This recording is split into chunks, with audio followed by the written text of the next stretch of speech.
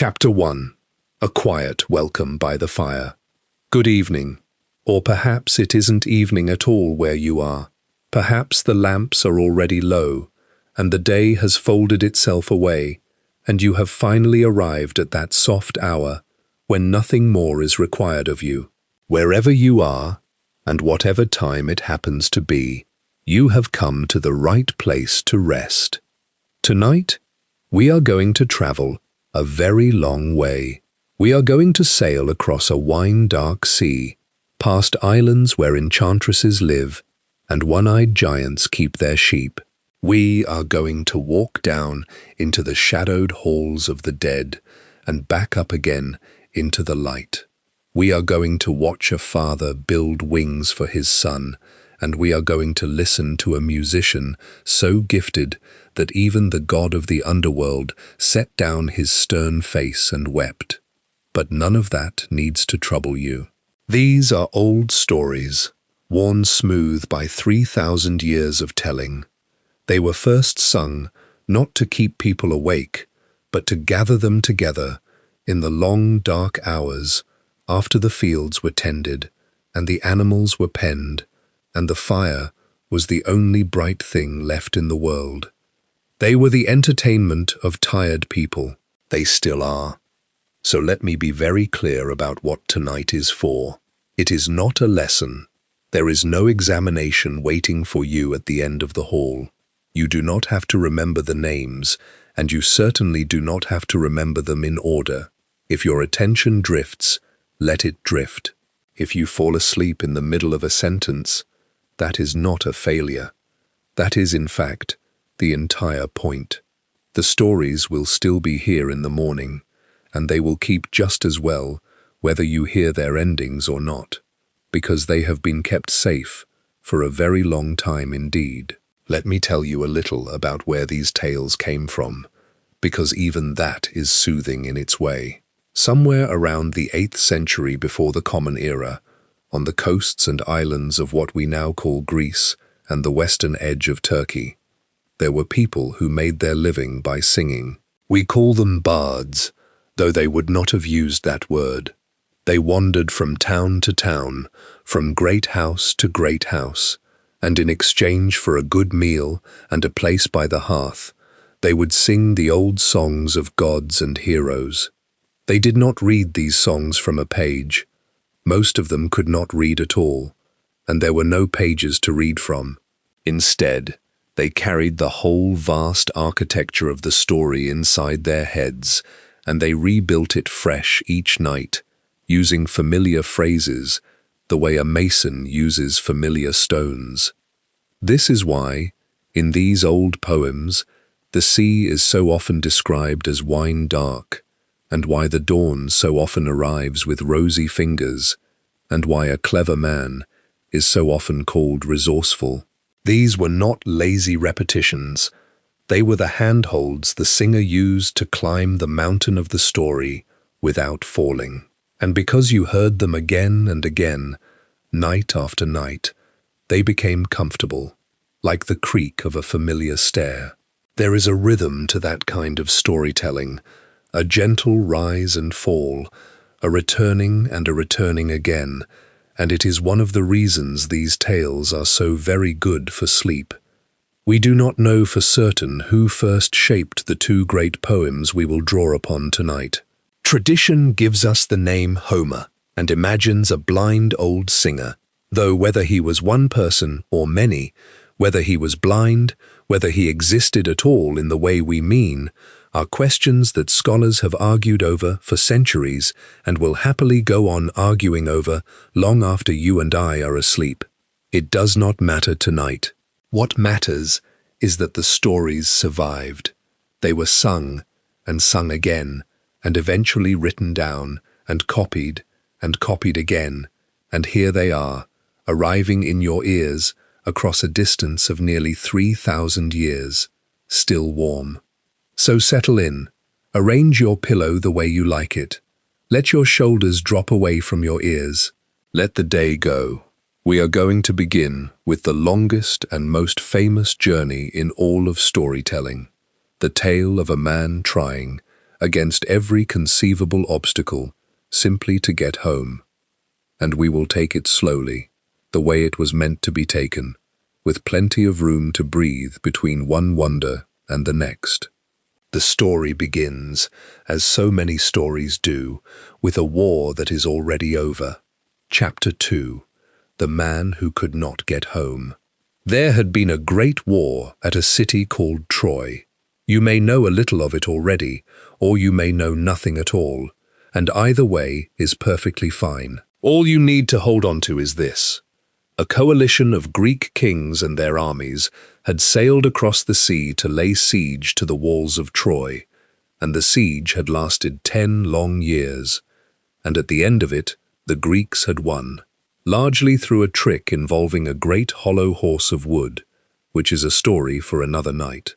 And when it was over, the victorious kings gathered up their surviving men and their plunder and set sail for their scattered homes. Most of them got there, some of them did not, and some of them arrived home to find that home had become more dangerous than the battlefield. But one particular man, did not arrive home at all. 10 years the war had lasted, and now 10 more years would pass, and still he did not come.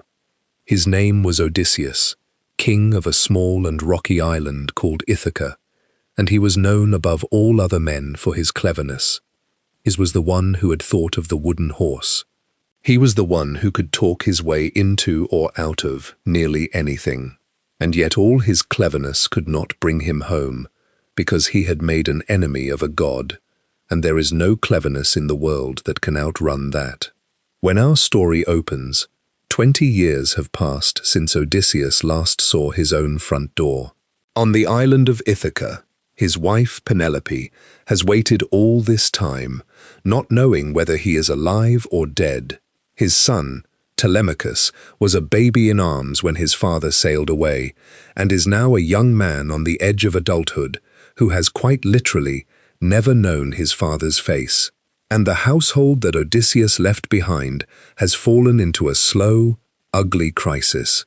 Here is the shape of that crisis, and it is worth understanding, because everything that follows grows out of it.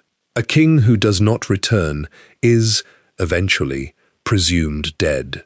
And the widow of a dead king is a prize, because whoever marries her may hope to inherit his lands and his power. So the young noblemen of Ithaca and the surrounding islands have decided, one by one, and then in a crowd, that Penelope must remarry, and that one of them should be the lucky man. They have installed themselves in the palace of Odysseus. There are more than 100 of them, and every single day they sit in the great hall and eat Odysseus's food, and drink Odysseus's wine, and slaughter Odysseus's cattle, and pigs and sheep, feasting and drinking and lounging about, waiting for Penelope to choose one of them, and steadily devouring the wealth of a household that cannot possibly sustain them all. We call these men the suitors, which is a very polite word for what they are. Imagine 100 uninvited guests who move into your house, refuse to leave, empty your pantry, insult your family, and inform you that they will only go once you agree to marry one of them. That is the situation. And young Telemachus, barely a man, has no power to throw them out. They are too many, and he is one. His mother, Penelope, has held them off for years by her own cleverness, of which we will hear more later. But her tricks are wearing thin, and the pressure is mounting, and the whole house is heavy with the sense that something has to break. This is where the poets chose to begin, not with the hero, but with the home he left behind, aching for his return. It is a very human choice, and a very wise one. Before we meet the great wanderer, we are made to feel the size of the hole he has left in the world. Now, far above all this, on the misty summit of Mount Olympus, The gods have been keeping their own count. The goddess Athena, who has always had a soft spot for clever Odysseus, decides that enough is enough. She goes to Zeus, the king of the gods, and pleads the case of the man who has been wandering for so long. And she learns where he is. He is not dead. He is being held, gently but firmly, on a distant island by a goddess named Calypso, who has fallen in love with him and will not let him leave. For 7 years he has been there, weeping on the shore each day, staring across the sea toward a home he cannot reach. But before the poem takes us to him, Athena has an errand closer to hand. She comes down to Ithaca in disguise, taking the shape of an old family friend, and she seeks out young Telemachus in the crowded, miserable hall of his father's house. And she gives him a piece of advice that will change him. She tells him to stop being a boy.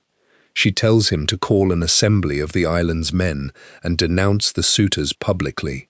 And then she tells him to do something he has never done, to leave Ithaca, to set out across the sea and seek news of his father from the men who fought beside him at Troy. It is a small moment, but a beautiful one. A young man who has spent his whole life feeling helpless is suddenly told that he is allowed to act.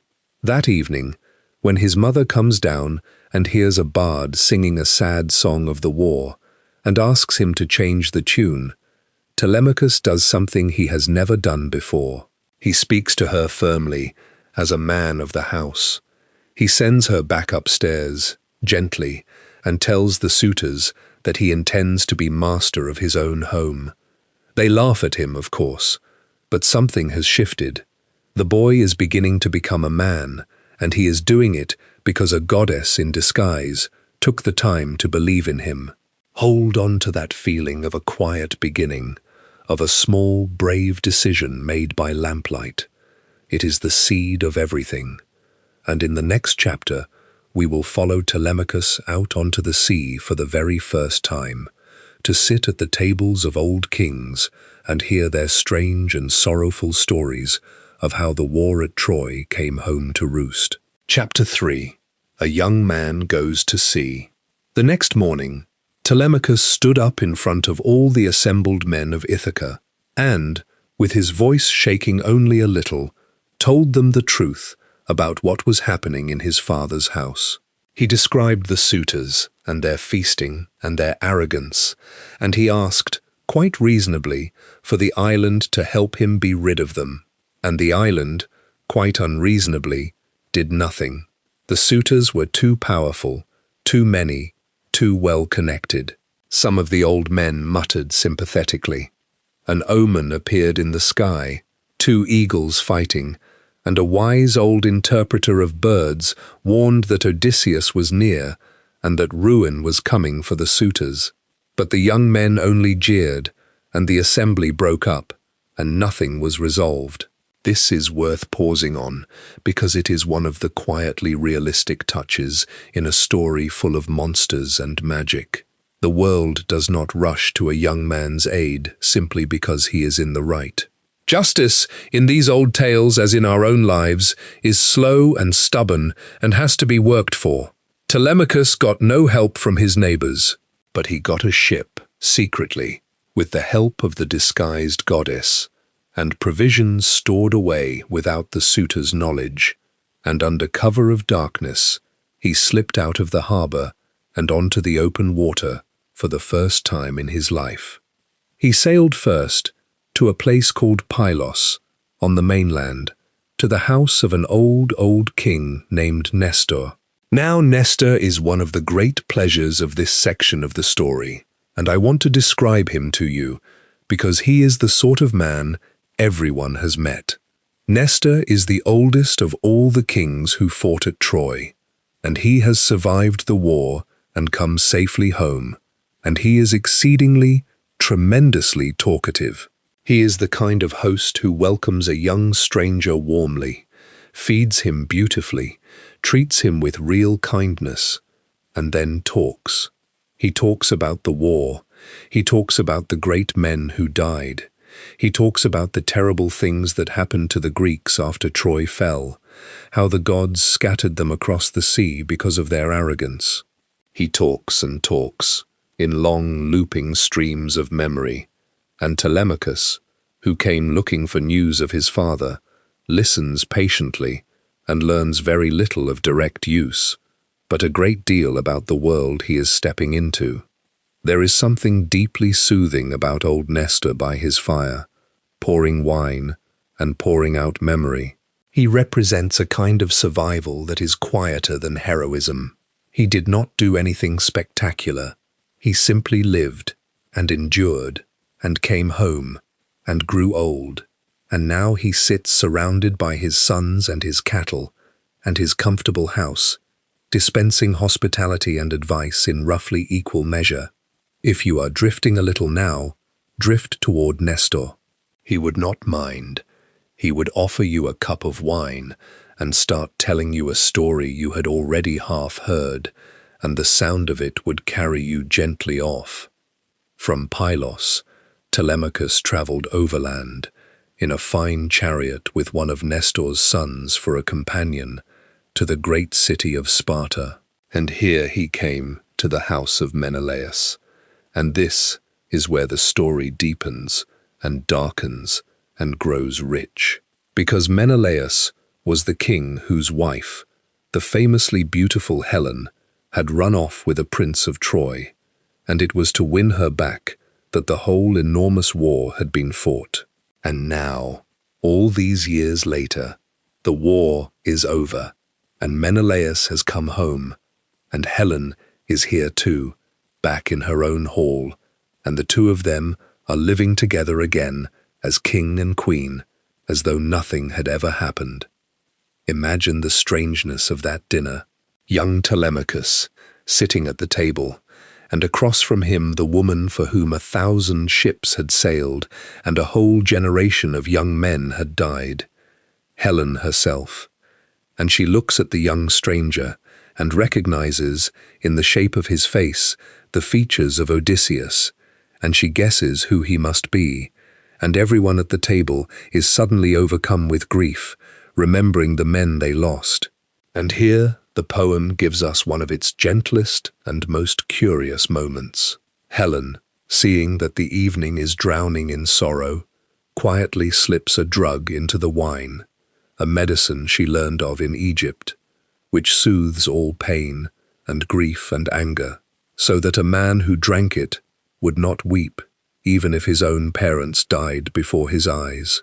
And under the influence of this ancient tranquilizer, the company grows calm again, and the stories that follow can be told without breaking anyone's heart. Menelaus tells Telemachus what he knows, and it is here that we finally learn where Odysseus is. On his own long journey home, Menelaus had been stranded in Egypt and had wrestled a shape-shifting sea god named Proteus to learn his fortune, and Proteus had told him that Odysseus was alive, but trapped on an island, weeping, held by a goddess, with no ship and no companions and no way to leave. It is the first solid news in 20 years. Odysseus lives, and Telemachus, who set out not even knowing whether his father was a living man or a heap of unburied bones on some far shore, now knows at least this much. Somewhere out there, across the water, his father is alive and longing to come home. And so, having brought the sun to the very edge of hope, the poem turns at last, after 4 long chapters, to the father himself. Chapter 4. The Prisoner of the Beautiful Island. The island was called Ogygia, and it was as lovely as anywhere in the world, and Odysseus hated it. Let me describe it to you, because it is a place worth resting in for a moment. It was the home of the goddess Calypso, and it was wild and green and heavy with sweetness. There was a great cave where she lived, and a fire always burning on the hearth, and the scent of cedar and juniper drifting through the whole island. Around the cave grew a vine, thick with dark clusters of grapes. 4 springs ran clear and cold in 4 directions, and soft meadows of violet and wild parsley bloomed between them. Birds nested in the tall trees, owls and hawks and long-tongued seabirds. It was the kind of place that a weary traveller might stumble into and think he had found paradise. And in a way, he had. Calypso was a goddess, immortal and beautiful, and she loved Odysseus completely, and she wanted nothing more than to keep him with her forever. She offered him not just her love, not just this endless garden of an island, but immortality itself. She promised to make him deathless and ageless, to spare him forever from the grave that waits for every mortal man. It is one of the largest gifts anyone has ever been offered in any story. Never to die, never to grow old, to live forever in a green and blooming place with a goddess who adores you. And every single day, Odysseus went down to the shore and sat on the rocks and wept, staring out across the barren sea toward home. I find this one of the most moving ideas in the whole poem, and I want to sit with it for a moment while the night is quiet.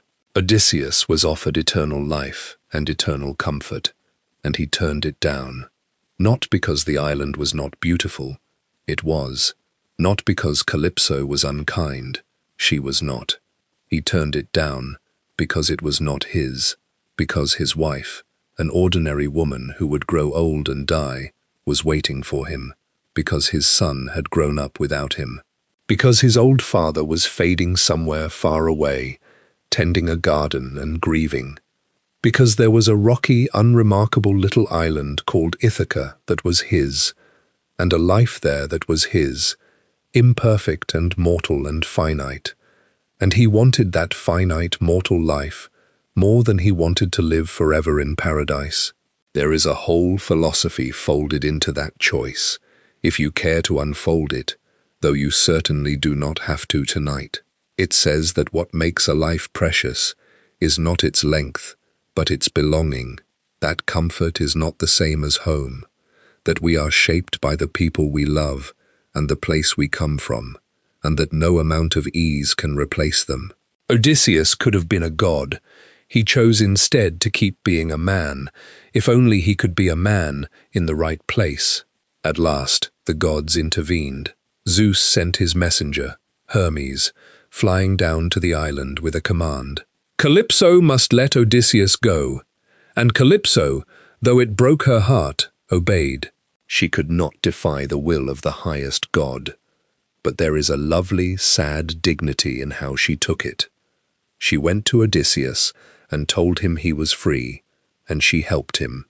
She gave him tools and showed him the best trees to cut, and provided cloth for a sail, and food and wine and clear water for the voyage. She built him no ship, for he had to build his own raft with his own hands, but she gave him everything he needed to do it.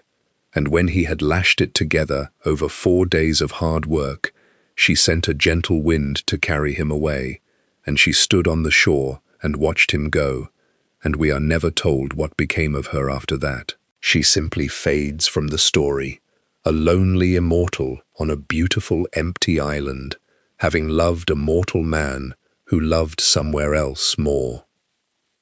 For 17 days, Odysseus sailed his little raft across calm seas, steering by the stars, sleeping little, watching the constellations wheel above him. And on the 18th day, he saw the shadowy mountains of a distant land rising from the sea, and his heart lifted because it looked like the end of his troubles. It was not, because the sea god Poseidon, who was the enemy Odysseus had made, and whose anger had kept him wandering all these years, happened to look down and see him. And Poseidon, furious that the man was so close to safety, gathered up the winds and drove them together into a storm, and heaped the sea into black mountains of water, and shattered the little raft to splinters. For 2 days and 2 nights Odysseus was tossed in the raging water, clinging to a single beam, expecting death at every moment. A kindly sea goddess took pity on him and gave him her magic veil to keep him afloat, and at last, half drowned, his skin crusted with salt, his hands torn, he dragged himself out of the surf and up the bank of a river, and crawled beneath a thicket of olive bushes, and buried himself in a drift of dry leaves for warmth, and fell into the deep, dreamless sleep of a man who has nearly died. And there we will leave him for now, safe on solid ground, breathing slowly under his blanket of leaves, while the storm dies away and the stars come out. It is a good place to rest. He is exhausted, and so, perhaps, are you. In the next chapter, he will wake to the sound of laughing girls and be welcomed into the kindest and most gracious household in all his long wanderings. Chapter 5. The Kindness of Strangers. He was woken by the sound of shouting and laughter, which is a very human way to be woken, and a much kinder one than most of the things that had woken him over the previous 10 years. The land he had washed up on belonged to a people called the Phaeacians, who were famous sailors, and who lived in a prosperous and peaceful kingdom, well-governed and well-fed, far from the troubles of the wider world. And that very morning, the young princess of that kingdom, a girl named Nausicaa, had come down to the river with her handmaidens to do the palace laundry. She had been prompted to come by the goddess Athena, working quietly behind the scenes, as she so often does. But as far as the girl knew, it was simply a fine day for washing. So they had beaten the clothes clean in the river and spread them on the stones to dry, and while they waited, they had bathed and eaten and begun to play a game with a ball, and it was their laughter that reached Odysseus in his nest of leaves. Picture the scene from the girls' side, a group of young women playing in the sun, and then, from the bushes, a figure emerges, a large, weathered, naked man, crusted with dried salt and sea filth, half wild after weeks alone, breaking a branch from a tree to cover himself for decency. Every one of the handmaidens screamed and ran, and this is the moment that tells us who Nausicaa is, because the princess did not run.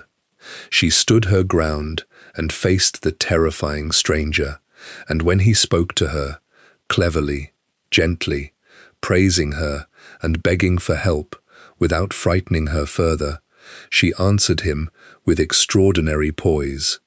She was perhaps only 15 or 16 years old, and she looked at this ruined giant of a man and saw not a threat, but a suppliant, someone the gods had sent, someone in need. She gave orders for him to be fed and clothed and washed, and she pointed him toward her father's palace, with careful, sensible instructions about how to approach without causing a scandal. I want to linger on Nausicaa, because she is one of the loveliest characters in the whole epic, and she is gone almost as soon as she arrives. There is a quiet, unspoken thing between her and Odysseus, a sense that in another life, if he were not already married, if she were older, something might have grown here. She half hopes for it, in the shy way of a young person meeting an impressive stranger, and nothing comes of it, and nothing was ever going to come of it, because he is going home to his wife. But the poem lets her have her moment of dignity and grace, and then lets her go, and there is something very true and a little melancholy in that. The way a kind stranger can pass through our lives at exactly the moment we need them, and then vanish forever, having changed everything and asked for nothing. Cleaned and clothed and made handsome by Athena's touch, Odysseus made his way to the palace of King Alcinous and Queen Arete, and here the story slows into one of its most comfortable passages. The Phaeacians were the perfect hosts. They took in this unknown stranger, they seated him by the fire, they fed him, And crucially, following the sacred customs of hospitality, they did not even demand to know his name before they had cared for his needs. This was the deep law of that world, the law that Odysseus's own household was so terribly violating back home. A stranger at your door might be a beggar, or a king, or even a god in disguise, and so you fed him first and asked questions later, because the gods themselves watched over travelers and guests. For a little while, Odysseus simply rested in that kindness. There were games and feasting. There was a blind singer named Demodocus, who was brought in to entertain the court, and who sang, not knowing his guest's identity, about the great deeds of the Greeks at Troy. He sang about the wooden horse. He sang about Odysseus himself, and the stranger by the fire pulled his cloak over his face and wept, quietly, so that only the watching king noticed.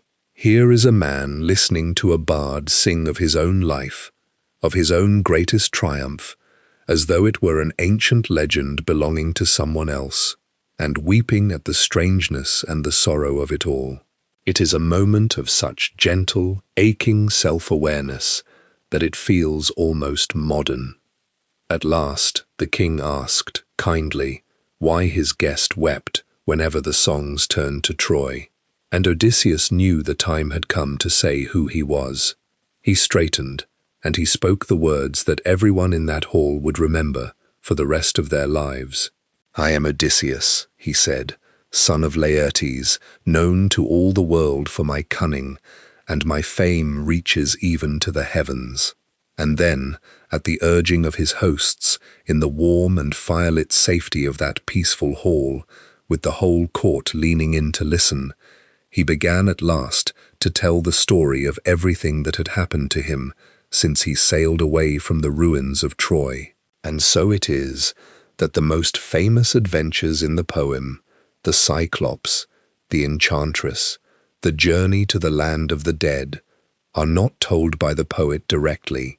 They are told by Odysseus himself, out loud, to a spellbound audience, by a fire, at night.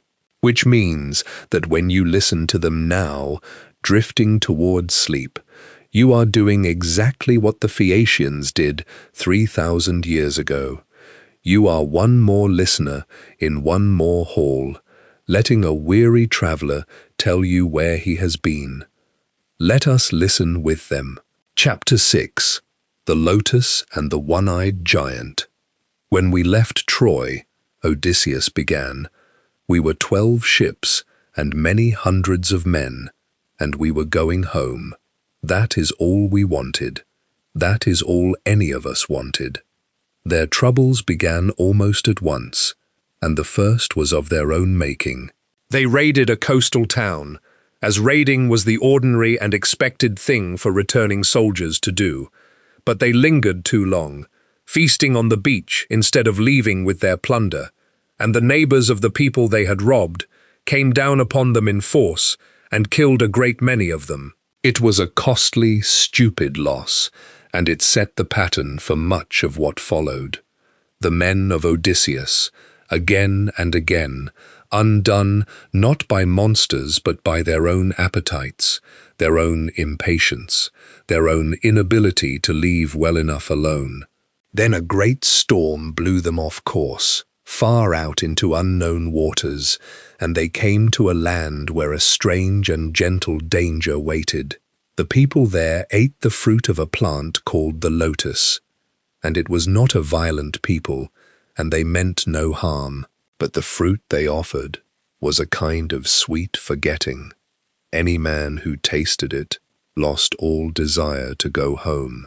He forgot his family, forgot his country, forgot the very purpose of his journey, and wanted only to stay and eat more of the honeyed fruit, and drift in a warm and pleasant haze forever. Some of Odysseus's scouts ate it, and had to be dragged back to the ships weeping, and tied down under the rowing benches, and Odysseus ordered everyone else to launch at once before the sweetness could take hold. It is a soft, Strange danger, the lotus, and it has stayed with people for 3,000 years. The temptation is not pain but pleasure, not a threat, but a comfort so complete that you stop wanting anything else, including the things that make you who you are. We have all felt the pull of it, the temptation to stop striving, to forget the difficult journey and simply drift. Odysseus felt it too, and knew it for what it was, and rode away from it as fast as his men could pull. And then they came to the land of the Cyclopes, and here we arrive at the most famous of all his adventures. The Cyclopes were giants, each with a single great eye in the middle of his forehead, and they lived scattered across a wild land, without laws or farming or ships or any of the arts of ordered life. Each giant lived alone in his own cave, with his own flocks of sheep and goats, and they had no dealings with one another, and no interest in the wider world. Odysseus, ever curious, ever unable to leave well enough alone, took a dozen of his best men and went ashore to explore, carrying a skin of unusually strong and sweet wine as a gift, in case they met someone worth trading with. They found a great cave, empty, its owner out with his flocks, and inside it were pens full of lambs and kids, and racks of drying cheese, and pails of milk. His men begged him to grab what they could and flee back to the ships. It was the sensible thing.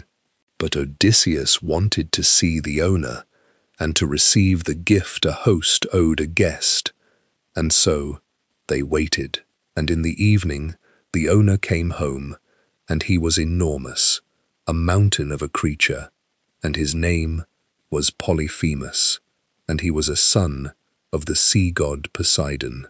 He drove his flocks into the cave, and then he rolled a vast stone across the entrance, a stone so huge that 20 wagons could not have moved it, sealing them all inside.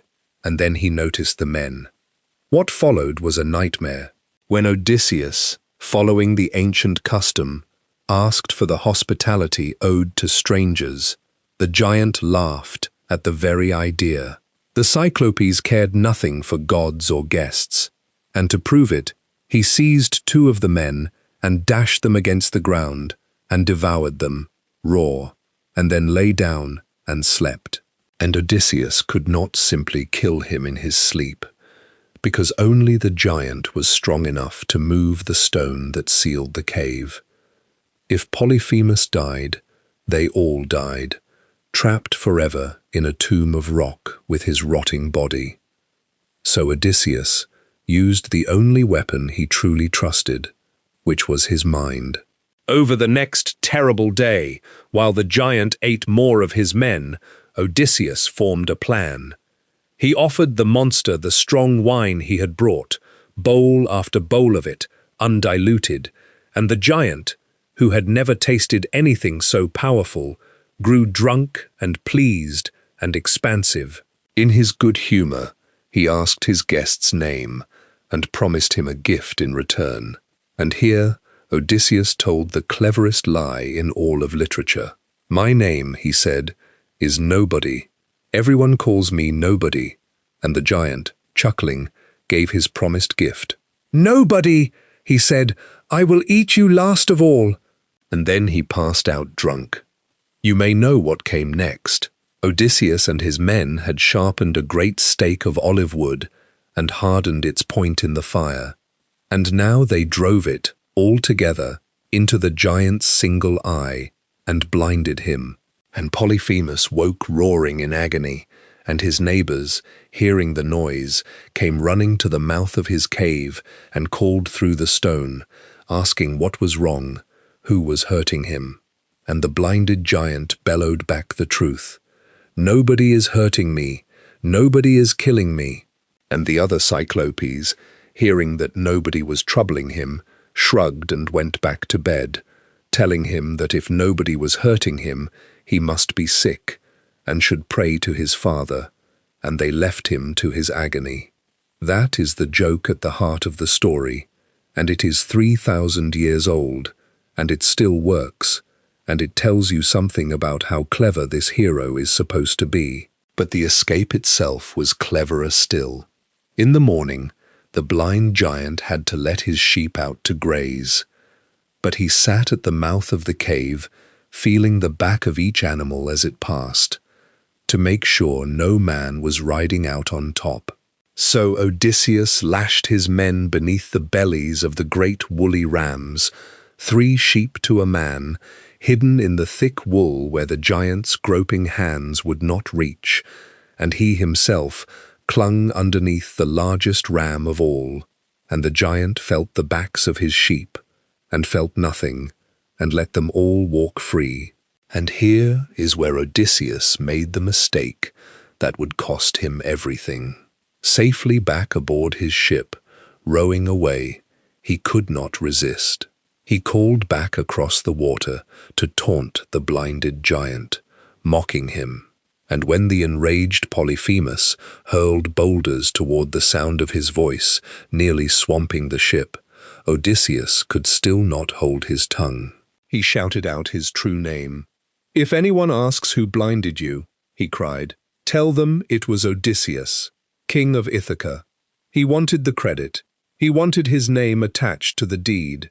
It was pride, plain and simple, and it was catastrophic, because now the giant knew exactly who to curse." And Polyphemus lifted his hands to the sea and prayed to his father, Poseidon, god of the sea, and begged him to make sure that Odysseus never reached home, or if he must reach it, that he come home late and broken and alone, having lost all his companions, to find trouble waiting in his house. And Poseidon heard his son, and granted the prayer. Every word of it came true. That single moment of pride, that inability to let a triumph be quiet, is the hinge on which the whole rest of the story turns. Odysseus was the cleverest man alive, and it was not his cleverness that undid him. It was his vanity. There is a lesson in that, if you want one, about how our great strengths and our great weaknesses are so often the same trait wearing different clothes. But it is late, and lessons can wait. Let us sail on, wearier now and fewer, toward the next island. Chapter 7. The Enchantress and the Bag of Winds. The next island belonged to a god named Aeolus, who was the keeper of the winds, and for once, something went right. Aeolus welcomed Odysseus warmly, feasted him for a whole month, and when it was time to leave, he gave him the most useful gift imaginable. He took all the stormy winds, all the winds that might blow a ship off course, and he tied them up tightly in a great leather bag, and he stowed the bag aboard the ship, and he left free only the one gentle wind that would blow them straight home. It was a perfect gift. With the dangerous winds bottled up and safely stored, they sailed easily and swiftly, and for 9 days and 9 nights the good wind carried them, until on the 10th day they came so close to Ithaca that they could see the fires burning on its shores. Home.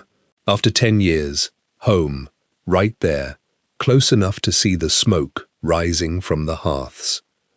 And then Odysseus, exhausted from steering the ship himself the entire way without rest, fell asleep.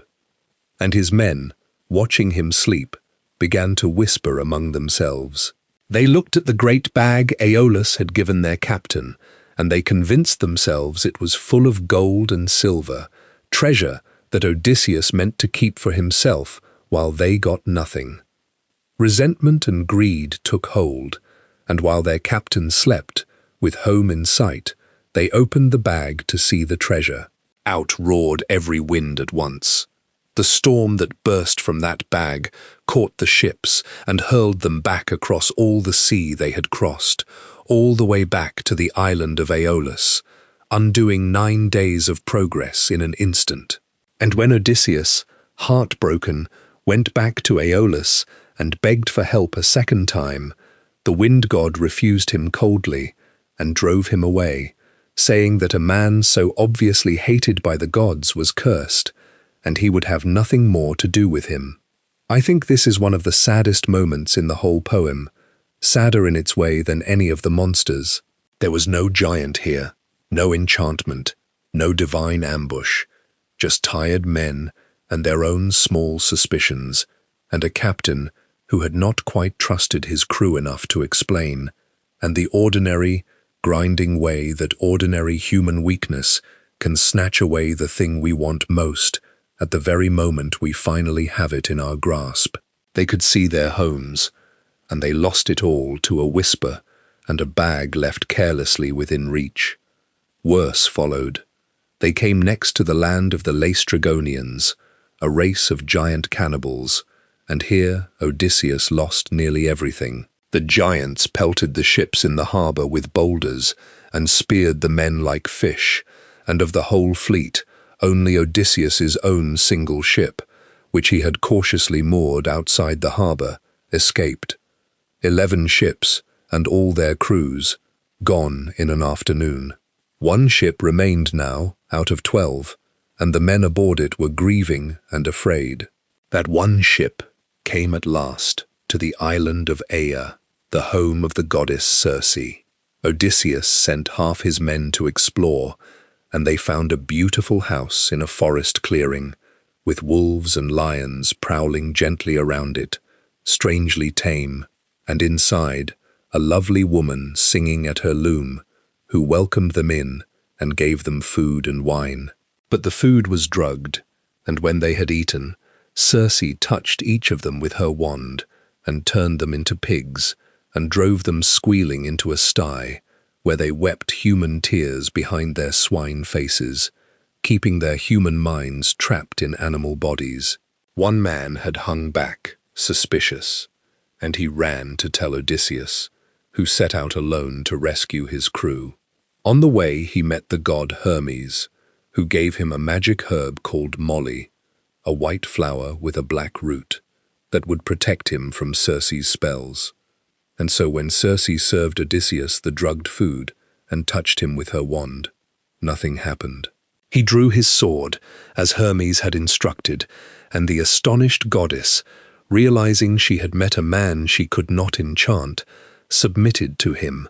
She turned his men back from pigs to human form, and more beautiful than before, and she became his friend, and for a time, his lover. And here, on Circe's island, the exhausted crew stopped. For a whole year they stayed, feasting and resting, safe and comfortable and well fed, and the terrors of the journey faded, and home began to feel very far away. It was another kind of lotus, this one, a comfort that made them forget. It was Odysseus's own men who finally had to remind him. "Captain," they said, gently, "it is time. Remember Ithaca, remember home." And Odysseus, shaken awake from a year of ease, agreed. It was time to go. But before Circe would let him leave, she told him a hard thing. To find his way home, she said, he would first have to make a journey that no living man had ever made and returned from. He would have to sail to the very edge of the world and go down into the land of the dead, and there consult the ghost of a blind prophet who alone could tell him how to reach Ithaca. He would have to visit the Underworld while still alive, and so, with a favorable wind that Circe sent, and with his heart full of dread, Odysseus turned his single ship away from the safe and pleasant island and set his course for the darkest place there is. Chapter 8. A Conversation with the Dead. They sailed to the ends of the earth, to a place wrapped always in mist and cloud, where the sun never shone. There, following Circe's exact instructions, Odysseus dug a pit and made offerings and poured out the blood of sacrifice, and the ghosts of the dead came crowding up out of the darkness to drink it. And this whole long chapter of the story is unlike anything else in it, because there are no monsters here, no tricks, no escapes. There is only a living man, standing at the border of death, talking to the people he has lost.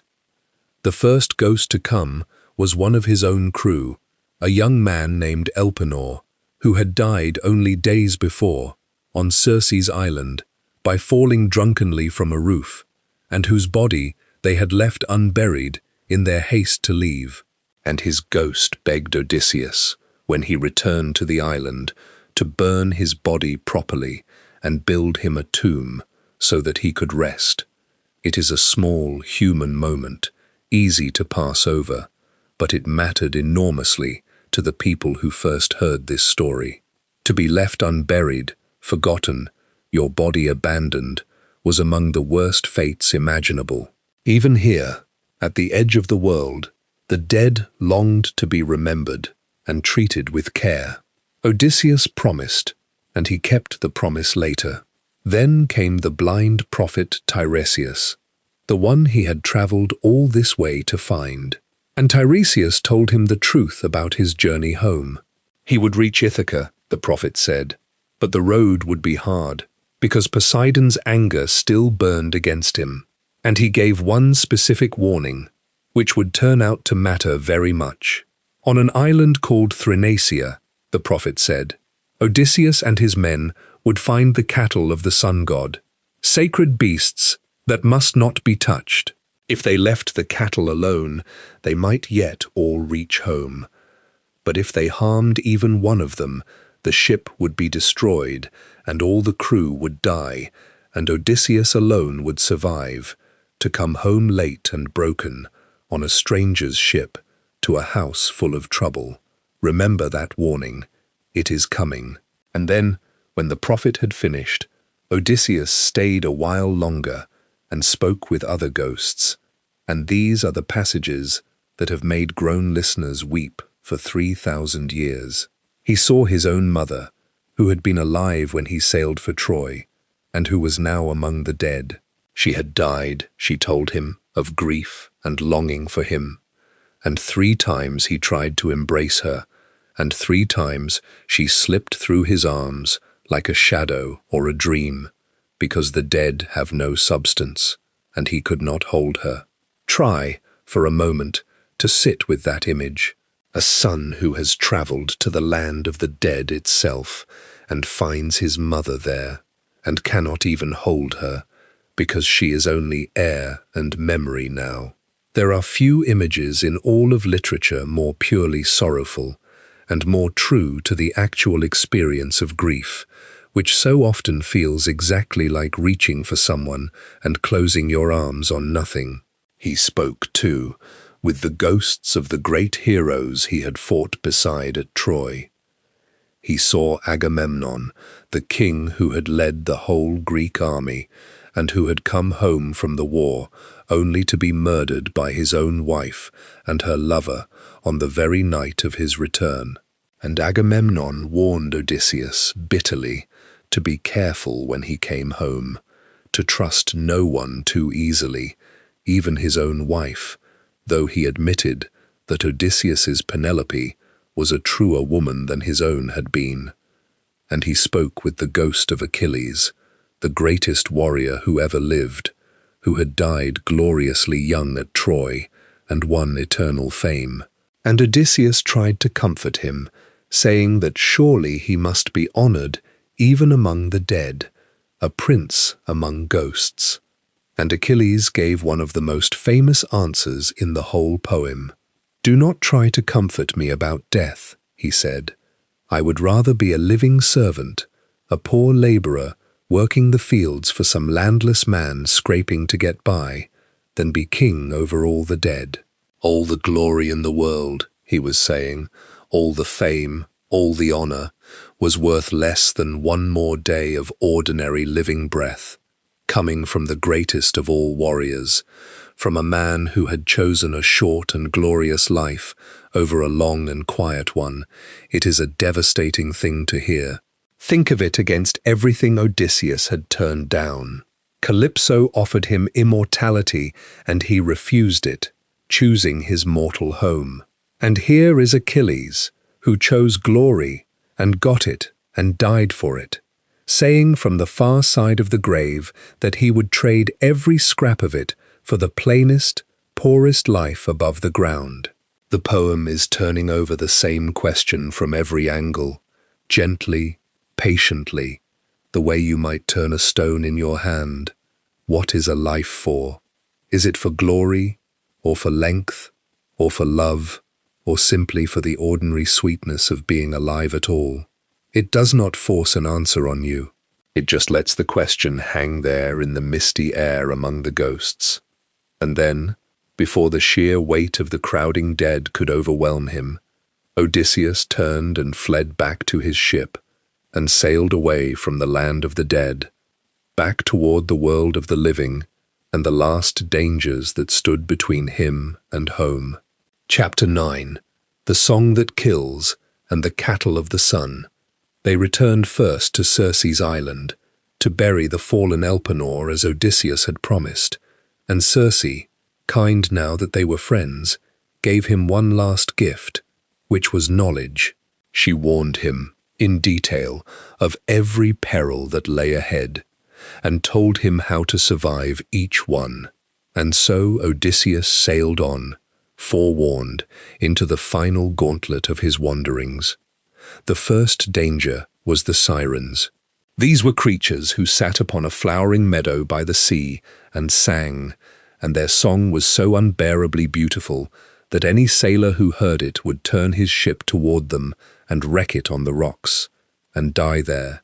And the meadow around the Sirens was white with the bones of the men their singing had lured to death. What made the Sirens so deadly was not force, but knowledge.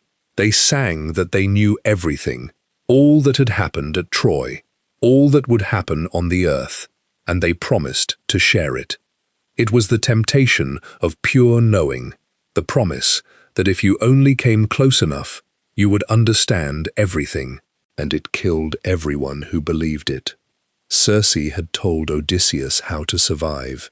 He softened beeswax and plugged the ears of every man in his crew, so that they could hear nothing at all and would row on undistracted.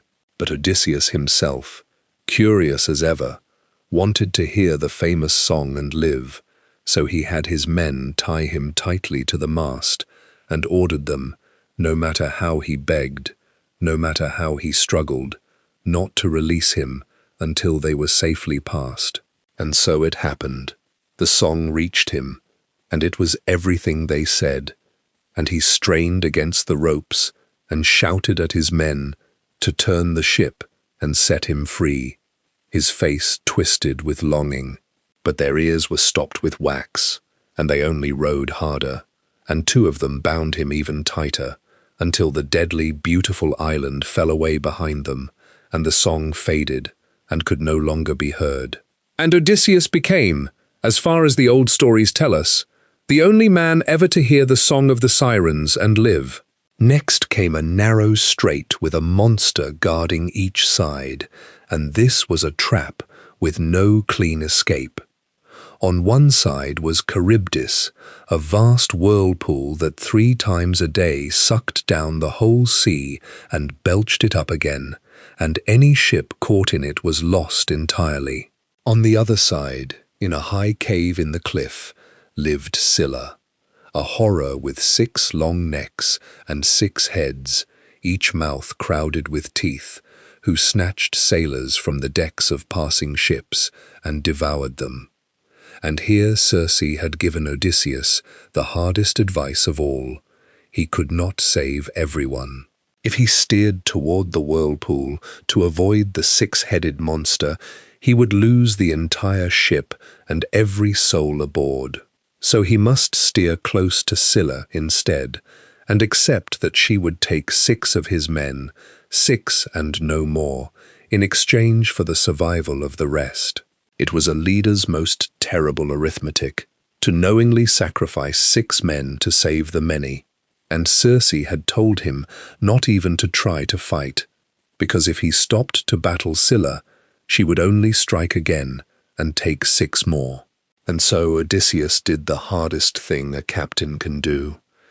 He said nothing to his men about Scylla, because he knew that if they saw the horror coming, They would abandon the oars and hide, and the ship would drift and all would die. He let them row on in ignorance, steering close beneath the monster's cave, and Scylla struck down and seized 6 men from the deck, and lifted them up screaming, calling out their captain's name, and devoured them at the mouth of her cave, while Odysseus watched and could do nothing. He said afterward that it was the most pitiful thing he saw in all his wanderings, more pitiful than anything, those men reaching down to him and calling his name as they were carried up to their deaths.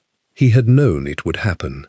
He had chosen it, because the alternative was worse, and knowing that did not make it hurt any less. And so, grieving, the survivors came at last to the island of Thrinacia, where the cattle of the sun god grazed. "And now you remember the prophecy!" "Do not touch the cattle." Tiresias had warned him in the land of the dead, and Circe had warned him again, and Odysseus warned his men most urgently of all. They must not harm a single one of the sacred beasts, or they were all doomed. His men swore they would not. They meant to keep the promise, but the winds turned against them and pinned them on the island, day after day, week after week, and their food ran out, and they grew hungry, and then they grew desperate, gnawing at whatever fish and birds they could catch.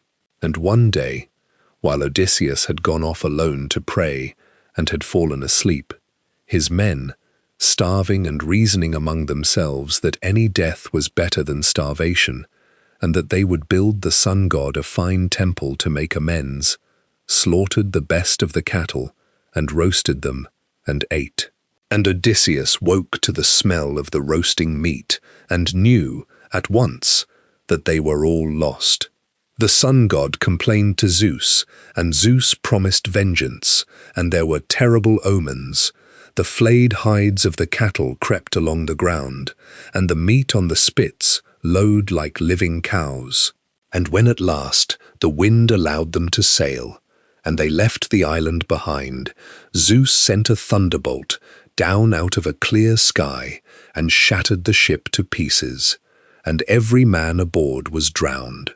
Every one, all of them. Everyone who had eaten the cattle died, exactly as the prophecy had said, and only Odysseus, who had touched nothing, survived, clinging to a piece of the broken keel, alone at last on the empty sea.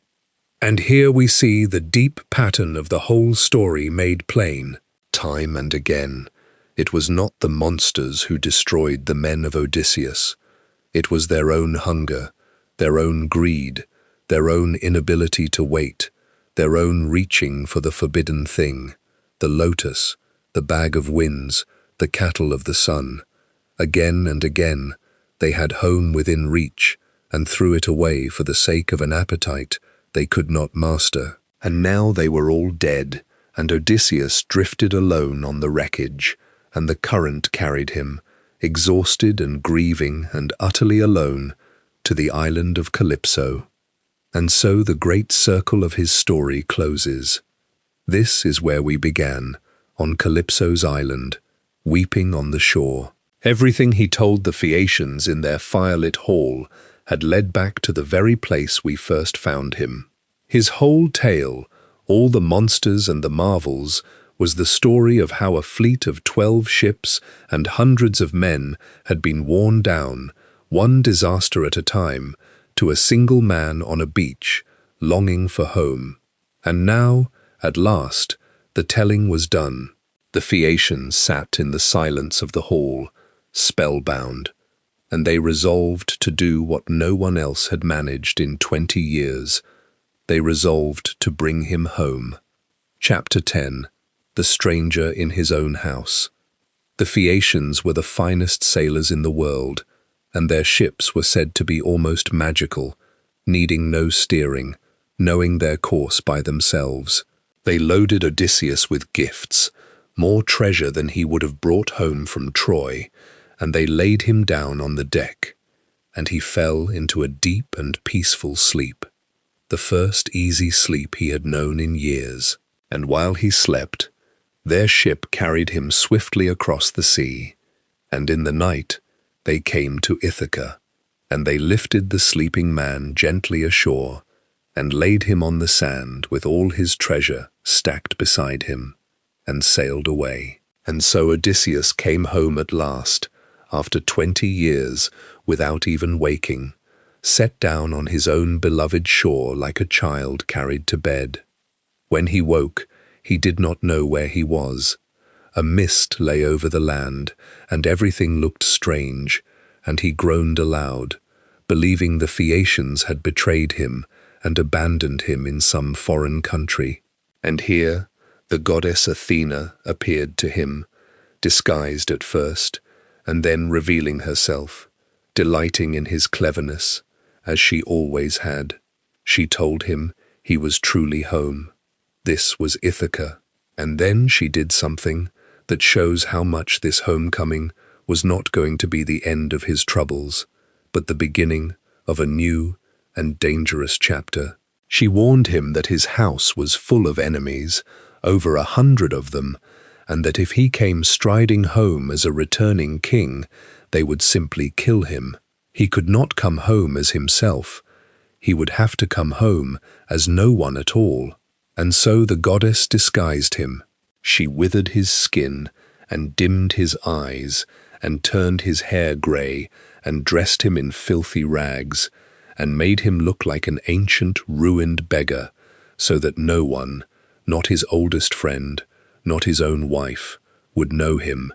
And this begins the long, quiet, tense final movement of the whole epic, which is utterly different in flavour from everything that came before.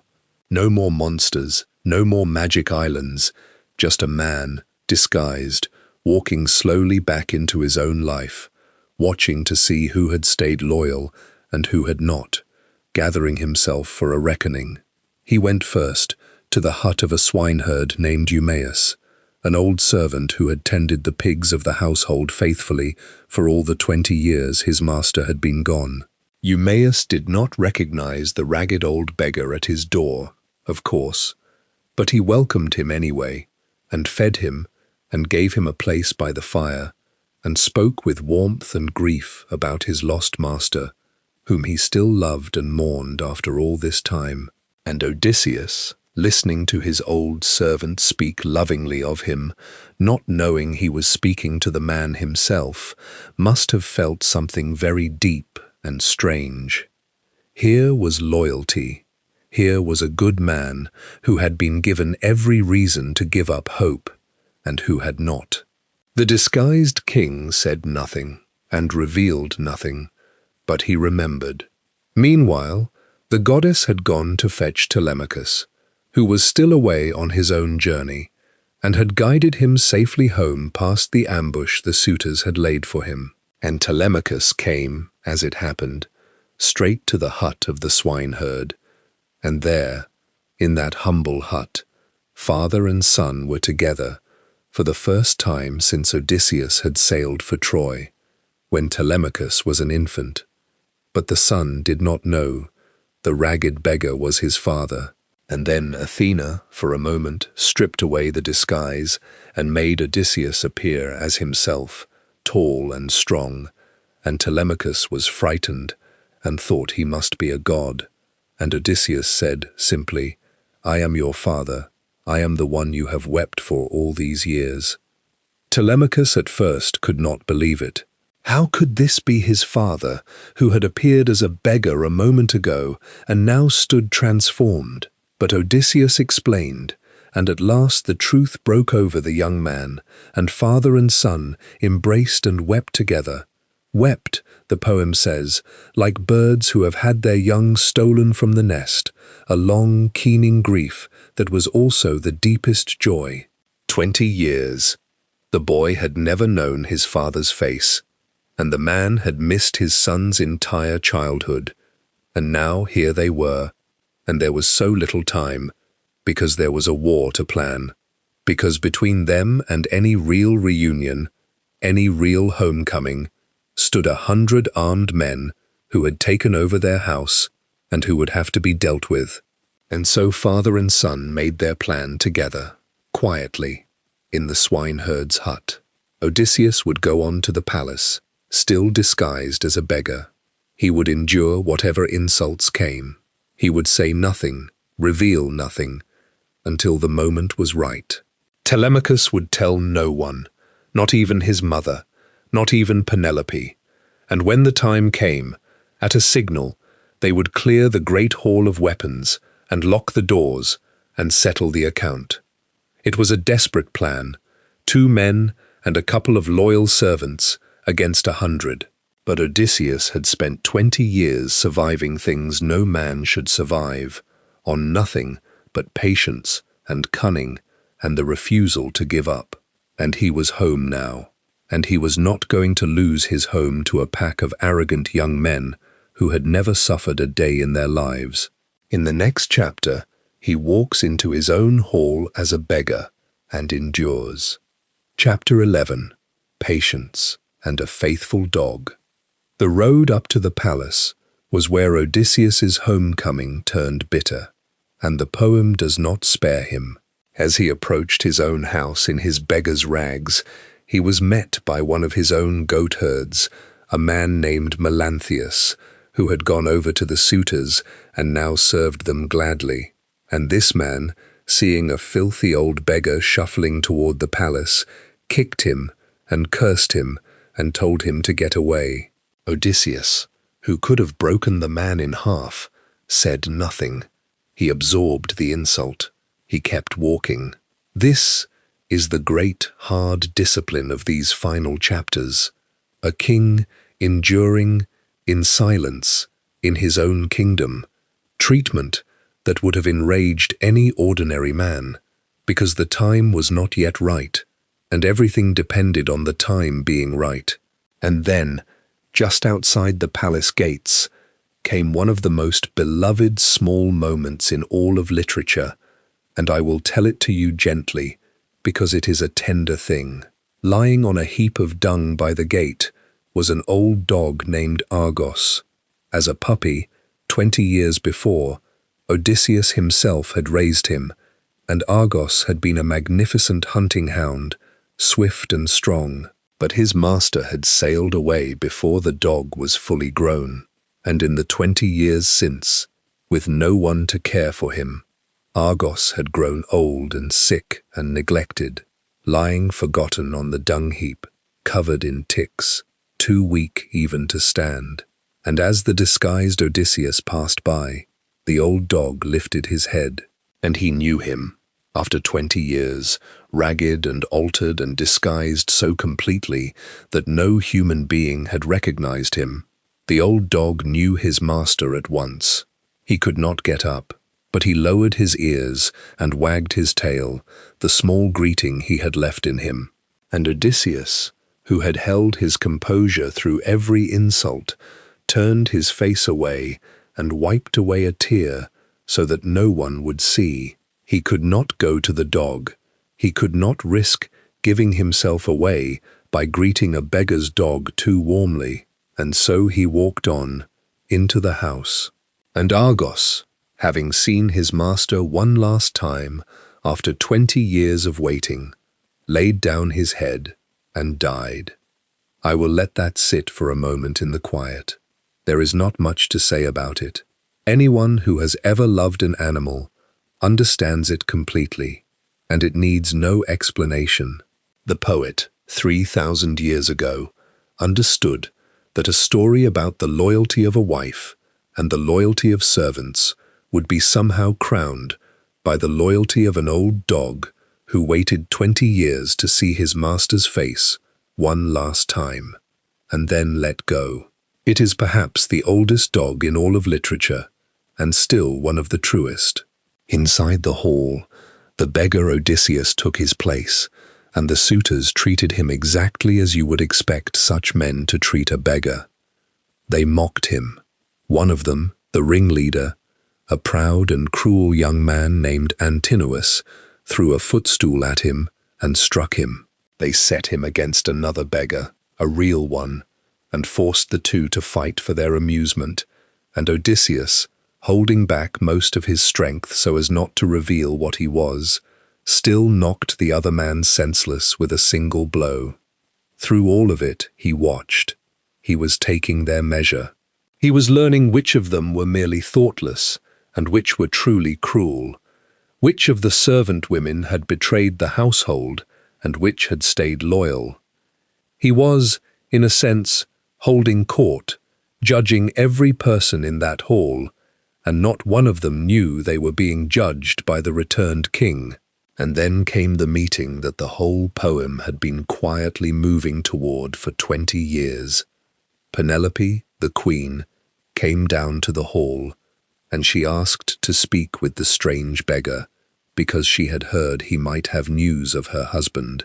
And so Odysseus sat with his own wife, face to face, and she did not know him, and he lied to her, spinning one of his careful false tales, telling her he was a stranger from Crete, who had once, long ago, given hospitality to Odysseus, and had heard recently that he was alive and near, and would soon come home.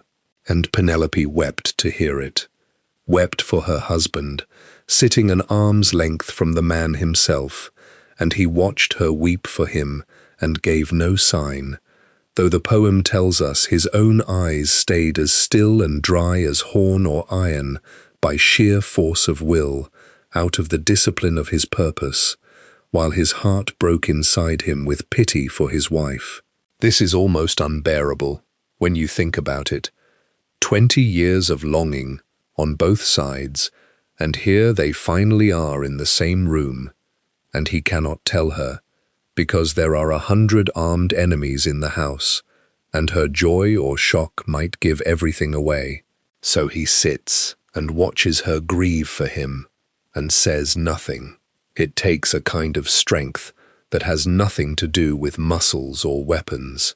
It is the strength of a man who has learned, over 20 years, that patience is the only power that never fails him. Penelope, meanwhile, was reaching the end of her own long endurance, and in the next chapter we will learn how she had held off 100 suitors for years by her own cunning, a cunning every bit the equal of her husband's, and how she was about to set a test that only one man in the world could pass. Chapter 12.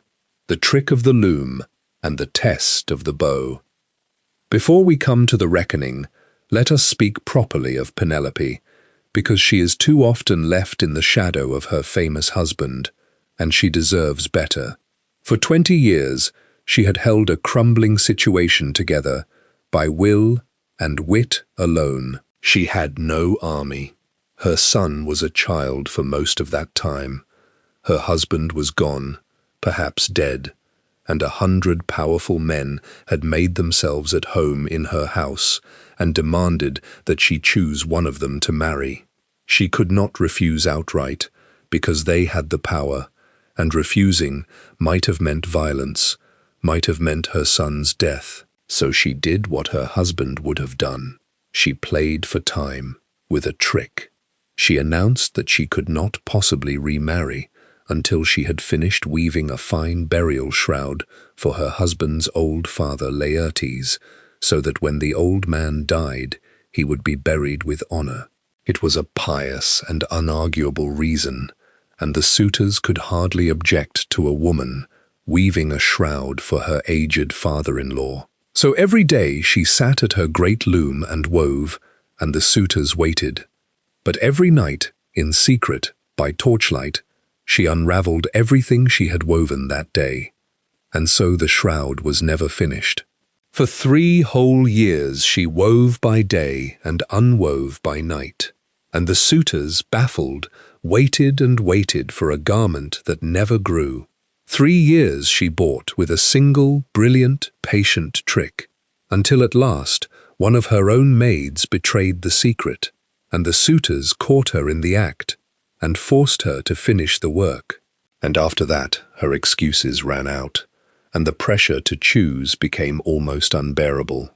I hope you can see that Penelope is not a passive figure waiting to be rescued. She is Odysseus's true match, cunning for cunning, patient for patient, loyal beyond any reasonable expectation. The whole poem is, in a way, a story about two clever people separated by the whole width of the world, each surviving through wit and endurance, each refusing to give up on the other, slowly, slowly making their way back to the same room. And now they were in the same room at last, though only one of them knew it. That night, after her conversation with the beggar, Penelope made a decision. She had run out of time and out of tricks, and she resolved to end it. She would set the suitors a contest, and marry whichever of them could win it. And the contest she chose was this. She brought out the great bow of Odysseus, a mighty bow that he had left behind when he sailed for Troy, a bow so stiff and powerful that few men could even bend it enough to string it. And she set up 12 axe heads in a row, with their handle sockets aligned, to form a kind of tunnel. Whoever could string the great bow, and then shoot a single arrow cleanly through the openings of all 12 axes in a row, would win her hand. It was a test of enormous skill, the kind of thing that Odysseus himself had been famous for, and whether she knew it or not, whether some part of her suspected the truth or not, she had designed a contest that, in all the world, perhaps only one man could pass. The suitors took up the challenge eagerly, and one by one they failed. They could not even string the bow. Strong young men strained and grunted and heated the bow by the fire to make it supple, and still not one of them could bend it enough to slip the string into place. It was too much for them. These men who had spent years lounging and feasting and consuming another man's wealth simply did not have the strength or the skill, and one by one they gave up, humiliated. And then the ragged old beggar in the corner asked if he might try. The suitors laughed and jeered at the very idea. A filthy old beggar, presuming to try the contest of noblemen? But Telemachus, in on the secret, insisted that the stranger be given his turn, and had the bow carried across the hall to the beggar's hands. And while the suitors watched, still chuckling, Odysseus turned the great bow over in his hands, testing it, checking it, the way a musician might examine a familiar instrument. And then, without apparent effort, as easily as a singer stringing a lyre, he bent the great bow and slipped the string into place. And he plucked the string, and it sang a clear high note like a swallow, and a peal of thunder rolled across the sky from Zeus above, a sign. And Odysseus took a single arrow and set it to the string, and aimed, and let fly, and the arrow flew straight and true through every one of the 12 axes in a row, and buried itself in the wall beyond. The hall went silent, and in that silence Odysseus rose from the beggar's stool, and threw off his rags, and leapt onto the great threshold, with the bow in his hand and a quiver of arrows at his feet, and revealed himself at last.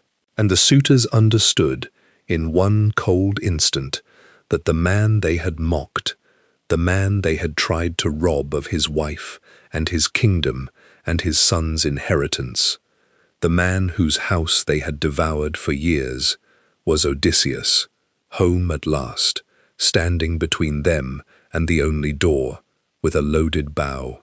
Chapter 13. The Reckoning and the Secret of the Bed. What followed was swift and terrible, and I will tell it to you plainly, but not dwell on its horrors.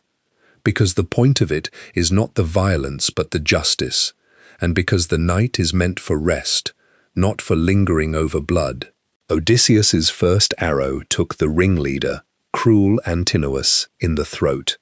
As he was lifting a cup of wine to drink, the suitors leapt up in a panic, looking wildly for weapons and shields on the walls, but there were none, because Odysseus and Telemachus had quietly removed every weapon from the hall the night before. The The doors were locked. There was no escape, and Odysseus, with his son beside him, and the swineherd and the cowherd, the two loyal servants who had stayed true, fought the whole crowd of them. Athena lent her aid, turning aside the few spears the suitors managed to throw. And one by one, the men who had spent years eating another man's food and courting his wife and plotting his son's murder were cut down until not one of them was left alive. It was a grim and thorough reckoning. Afterward, the disloyal servant women, the ones who had betrayed the household and taken up with the suitors, were made to clean the hall of the carnage, and then they too were put to death. And the treacherous goatherd, who had kicked the beggar on the road, met a brutal end. The house was cleansed, purified with fire and sulphur, made whole again. It is a hard ending to a long ordeal, and the ancient audience would have felt it as justice, the restoration of a violated order. The master returned to punish those who had wronged his house. We may feel it as more complicated than that, and that is all right. Even in the poem there is a shadow over it, a sense of the sheer weight of the dead. But for now, let us move past it, to the reunion that the whole story has been reaching toward. Because upstairs, through all of this, Penelope had been asleep. The goddess had sent a deep sleep upon her, so that she would not have to witness the slaughter. And now her old nurse came hurrying up the stairs to wake her with the impossible news. "Your husband is home. He is here. He has killed the suitors. The master has returned." And Penelope, who had learned over 20 years never to let herself hope too much, refused to believe it. She thought it must be a god in disguise, or a cruel trick, or the confusion of an old woman. She came down to the hall, and she saw the man standing there, and still she would not let herself believe. She sat across the room from him and studied him in silence, and could not bring herself to run to his arms. And her own son was angry with her for it, and called her hard-hearted, that she would not embrace her husband after 20 years. But Odysseus understood. He knew his wife. He knew she was as careful and as clever as he was, and that she would not be fooled, not even by joy, not even by the thing she wanted most in all the world. She needed to be sure, and so he told her, gently, to test him however she wished, that there were secrets between them that no one else in the world could know. And so Penelope set one last trap, the subtlest of all. She turned to the old nurse and said, casually, as if giving an ordinary household order, "Bring the great bed out of our bedchamber, and make it up with blankets for the stranger to sleep on. Move the bed out here." And Odysseus, who had endured every insult in silence, who had watched his wife weep for him without flinching, who had held his composure through slaughter, at last lost it, because he knew something about that bed that no one else alive could know. "Move the bed?" he said, and there was anger and grief in his voice. "Who has moved my bed? Who could have moved it? Because I built that bed myself, with my own hands, and I built it around the living trunk of an olive tree that grew in the center of the room. I carved the bedpost from the rooted tree itself. That bed cannot be moved, not unless someone has cut through the trunk. It is fixed to the earth. It is part of the house. Who has moved it?" And that was the answer Penelope had been waiting 20 years to hear. Because the secret of the bed built into the rooted olive tree was known only to the two of them, and to one old servant. No impostor could have known it.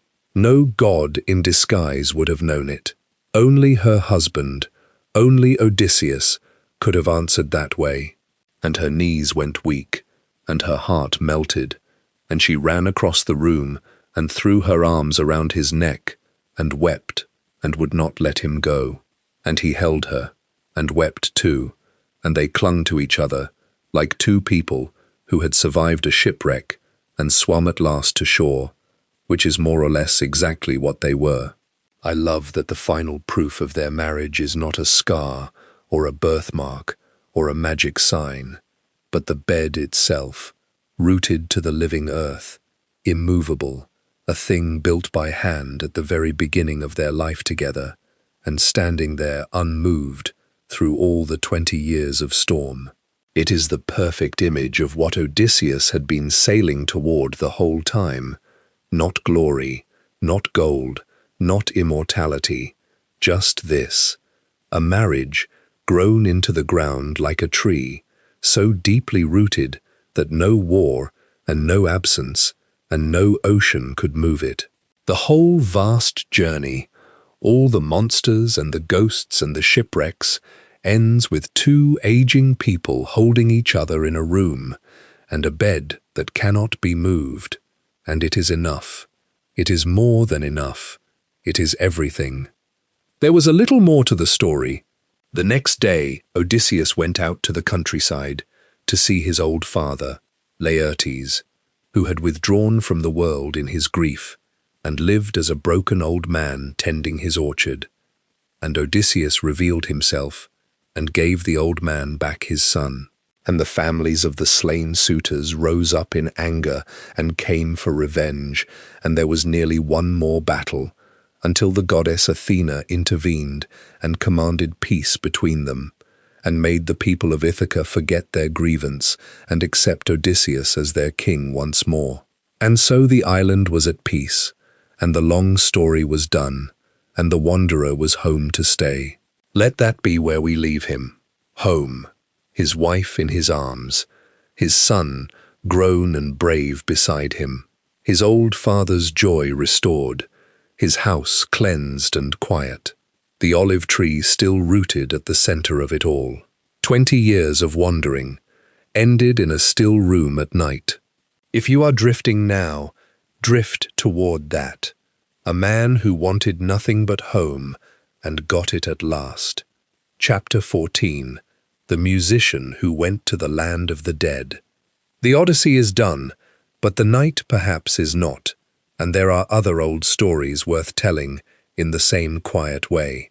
Let us leave the sea and the wandering king behind, and turn to 3 shorter tales, each one turning over, in its own fashion, the same deep questions the great poem asked. What is a life for? What can love do? And what can it not do? And what happens when we reach for more than mortals are meant to hold? We begin with the story of Orpheus, the greatest musician who ever lived. Orpheus was the son of a muse, one of the goddesses of art and music, and he had been given a gift beyond any other mortal. When he played his lyre and sang, the whole world stopped to listen. Wild beasts would grow gentle and lie down at his feet. Trees would pull up their roots and lean toward him to hear better. Rivers would slow their currents, and rocks would soften, and even the hardest heart would melt at the sound of his music. It was not merely that he played beautifully. It was that his music could reach into the nature of things and change them, could soothe what was savage and move what could not be moved. And Orpheus fell in love, as musicians do, completely and without reservation, with a young woman named Eurydice.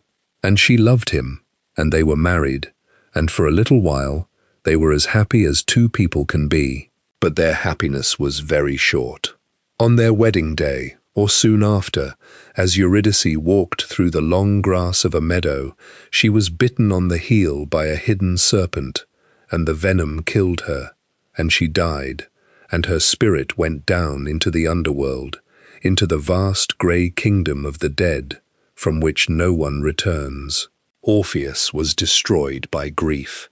He wandered the world playing songs so sorrowful that everything that heard them wept along with him. But grief alone was not enough for Orpheus, because he could not accept what every other mortal has to accept. He could not accept that the dead are gone and cannot be recovered. He had a gift that no one else had ever had, and he resolved to use it for the one thing no one had ever managed to do.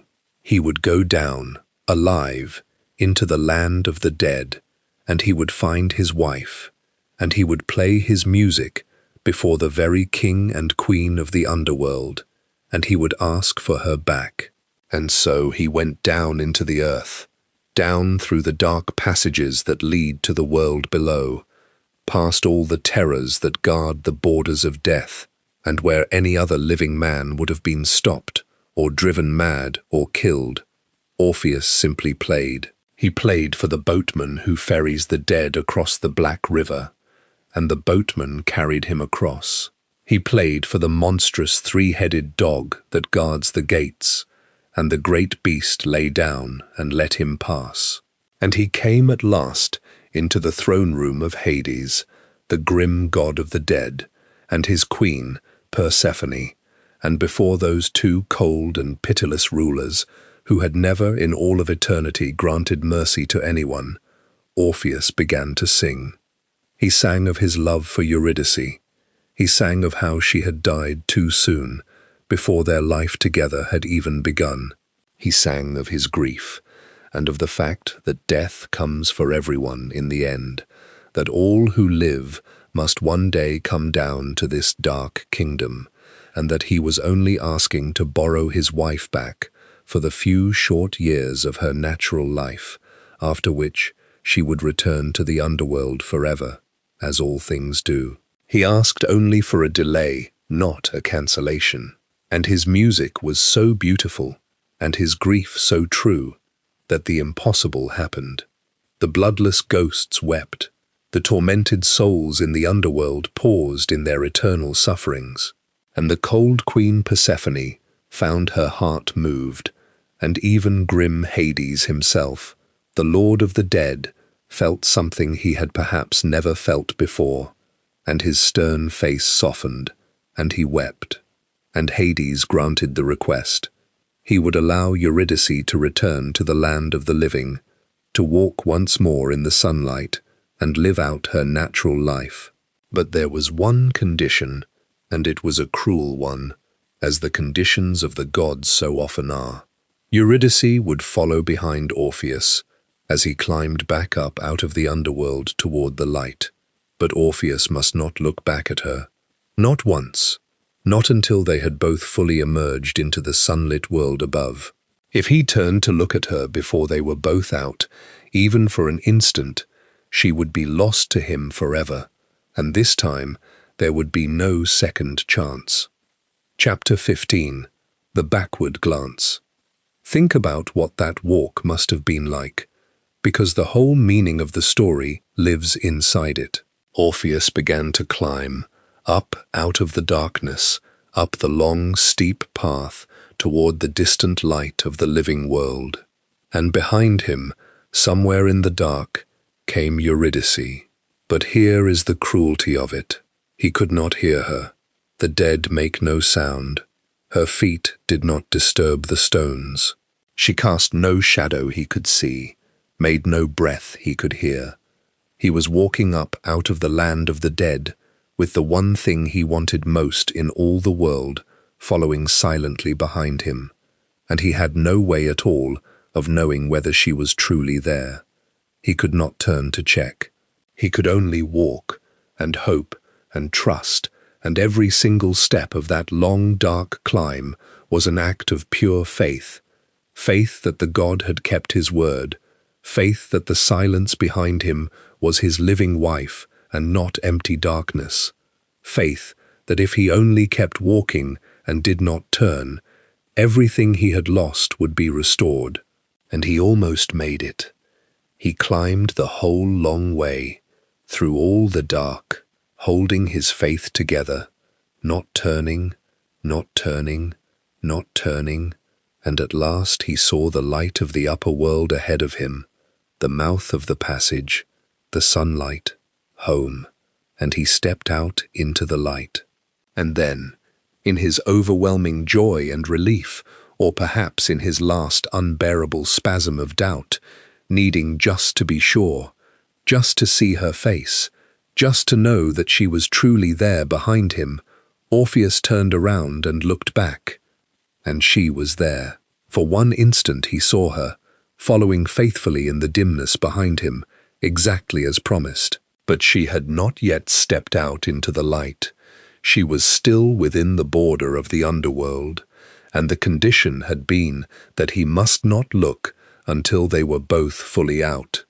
And so, in the very moment he saw her face, she began to slip backward, drawn back down into the world of the dead by a force he could not resist. She reached out her arms toward him, and he reached out his toward her, but she was already fading, already falling back into the dark, and she had time only to whisper one last farewell before she was gone, pulled back down into death, this time forever. And Orpheus was left standing alone at the mouth of the underworld, in the sunlight he had climbed so far to reach, having lost his wife twice, the second time by his own hand, in the very last moment, after passing every other test. He tried to go back down again, to plead a second time, but this time the boatman would not carry him, and the way was closed to him, and no music in the world could open it. He had had his one chance, and he had failed it, at the very threshold, with the light already on his face. Why did he look back? People have asked that question for as long as the story has been told, and there is no single answer, which is why the story has lasted. Perhaps it was doubt, the inability to trust in something he could not see or hear. Perhaps it was love itself, so overwhelming that he could not bear one more moment of not looking at her. Perhaps it was simply that he was human, and to be human is to be unable, finally, to walk the whole way home without once turning to make sure that what we love is still there behind us. There is something almost unbearably true in it. He was given back everything he wanted, on one condition, that he trust and not look, and he could not do it, not because he was foolish, but because he loved her too much to bear the uncertainty. And so, unlike Odysseus, Orpheus did not get his homecoming. His music had done what no force and no cunning had ever done.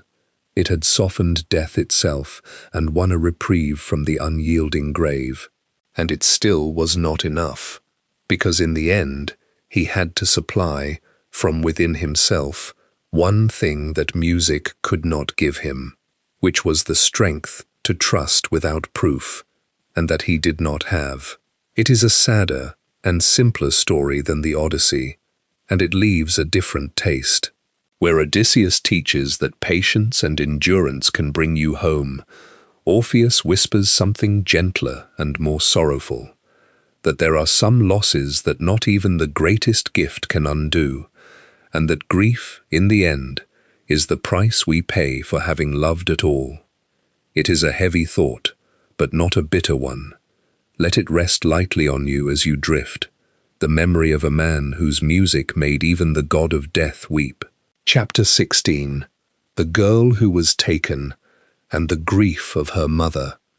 Our next story stays for a little while longer in that shadowed underworld, but it comes at it from another direction entirely, and it ends not in loss, but in a kind of balance, the balance that turns the whole living year.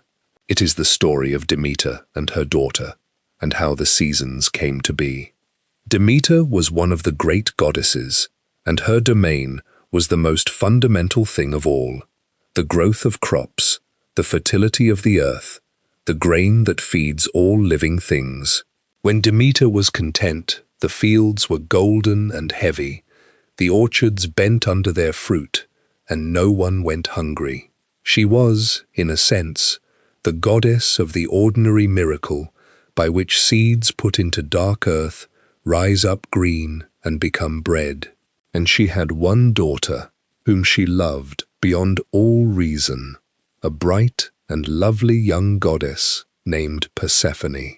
One day, Persephone was out in a meadow with her companions, gathering flowers, wandering a little apart from the others as young people do, reaching for a particularly beautiful bloom, and the earth split open beneath her.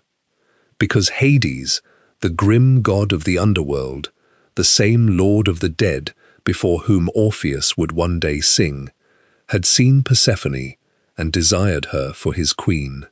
And with the quiet permission of Zeus, the king of the gods and Persephone's own father, Hades had come up out of the earth in his dark chariot, and he seized the girl and carried her down screaming into the underworld, and the earth closed over them as though nothing had happened. And Persephone was gone, vanished from the sunlit world, taken down to be queen of the dead against her will. Her mother did not know what had happened. Demeter only knew that her daughter was gone, and she searched. She searched the whole wide earth, day after day, night after night, carrying torches through the darkness, refusing to rest, refusing to eat, refusing all comfort, walking the length and breadth of the world, calling her daughter's name, and finding nothing. There are few things in all of mythology as powerful as the grief of Demeter, because it is the grief of a mother who has lost a child and does not even know where the child has gone, whether she is alive or dead, whether she is suffering, and can do nothing, nothing at all, but search. Anyone who has loved a child, or lost one, or simply lain awake at night afraid for someone they love, understands the grief of Demeter completely. It is not a divine feeling. It is the most human feeling there is, given to a goddess so that it could be written large enough to see. At last, Demeter learned the truth, that her daughter had been carried off to the underworld, and that Zeus himself had allowed it. And her grief turned into something colder and more terrible: refusal. If she could not have her daughter back, then the world would share her barrenness. Demeter withdrew her power from the earth. She let no seed sprout. She let no crop grow. The fields, which had been golden, turned brown and dead. The ploughs turned up nothing but dust. The rains fell, and nothing rose to meet them. A great famine crept across the whole world, and people began to starve. And because people starved and could no longer make offerings, even the gods began to suffer the loss of the honors that fed their pride. The grief of one mother had brought the whole living world to the edge of death. And this is what finally forced the hand of Zeus. He could allow a girl to be taken. He could ignore a mother's tears, but he could not allow the entire world to die and the whole order of things to collapse. And so at last he sent his messenger down into the underworld to command Hades to give Persephone back. Chapter 17. 6 Seeds and the Turning of the Year. Hades, the lord of the dead, received the command of Zeus, and he did not openly refuse it. He agreed to let Persephone return to her mother in the world above. But Hades, grim as he was also cunning, and he had no intention of losing his queen entirely. And so, before he let her go, he did a small and quiet thing. He offered Persephone something to eat. Now there was an old and deep law about the underworld, a law that even the gods were bound by. Anyone who ate the food of the dead while in the land of the dead could never wholly leave it again. It is a rule that appears in the myths of many peoples all over the world. This idea that to eat the food of a place is to belong to it, to bind yourself to it, to become part of it. And Persephone, who had refused all food during her captivity and her sorrow, was persuaded in the end to eat just a little. She ate a few seeds of a pomegranate, that strange fruit full of glistening red seeds like drops of blood or jewels. Some tellings say she ate 6 seeds, some say 4. The number varies, and it does not much matter. What matters is that she ate the food of the dead, and by doing so, she bound herself to the underworld forever, at least in part. And so a compromise had to be reached, a division, and this division is the heart of the story. Persephone could not stay wholly in the underworld, because her mother's grief would kill the world. But she could not return wholly to the world above, because she had eaten the food of the dead, and belonged now, in part, to Hades. And so it was decided that Persephone would divide her time. For part of each year she would live below, in the underworld, as the queen of the dead beside her husband Hades. And for the rest of the year she would return to the world above, to the sunlight and the flowering meadows, to live with her mother Demeter in joy. And this, the old Greeks said, is why we have the seasons. For when Persephone is below, in the kingdom of the dead, her mother Demeter grieves, exactly as she grieved during the first great search. And in her grief she withdraws her gifts from the earth, and nothing grows, and the trees go bare, and the fields lie cold and empty. And this is the autumn and the winter, the dying and the dead time of the year, the mother mourning her absent daughter. But when Persephone climbs back up into the light and returns to her mother's arms, Demeter's joy overflows, and the earth answers her joy, and the seeds burst open, and the meadows fill with flowers, and the grain rises golden in the fields. And this is the spring and the summer, the living time, the season of growth and abundance, the mother rejoicing in her daughter's return. Every year the daughter descends, and the world dies a little. Every year she rises, and the world is reborn. And so the two things that seem most opposite, the cold death of winter and the green life of spring, are revealed to be two halves of a single story, the endless turning of grief into joy and joy back into grief, the descent and the return, the losing and the finding, over and over, forever. I find this a deeply comforting story to rest on, and I hope you do too, because it takes the two hardest facts of existence, that things die and that things grow again, and it binds them together into a single gentle rhythm. It does not pretend that the winter does not come. The grief is real. The mother's sorrow is real. The world really does go cold and bare. But the story promises, with the certainty of the turning year itself, that the return is just as real as the loss. That after every descent, there is a rising. That the daughter always comes back, and the flowers always come again, and the golden grain always rises once more in the warming fields. There is death woven into the story, but it is not the end of the story, because the story is a circle, and a circle has no end. And there is one more small kindness in it, easy to miss. Persephone, taken against her will, became, in the end, a queen. She did not remain only a victim. For half the year, she rules beside Hades as the great queen of the underworld, no longer the frightened girl in the meadow, but a power in her own right. And it was she, remember, whose softened heart first moved to let Orpheus plead his case.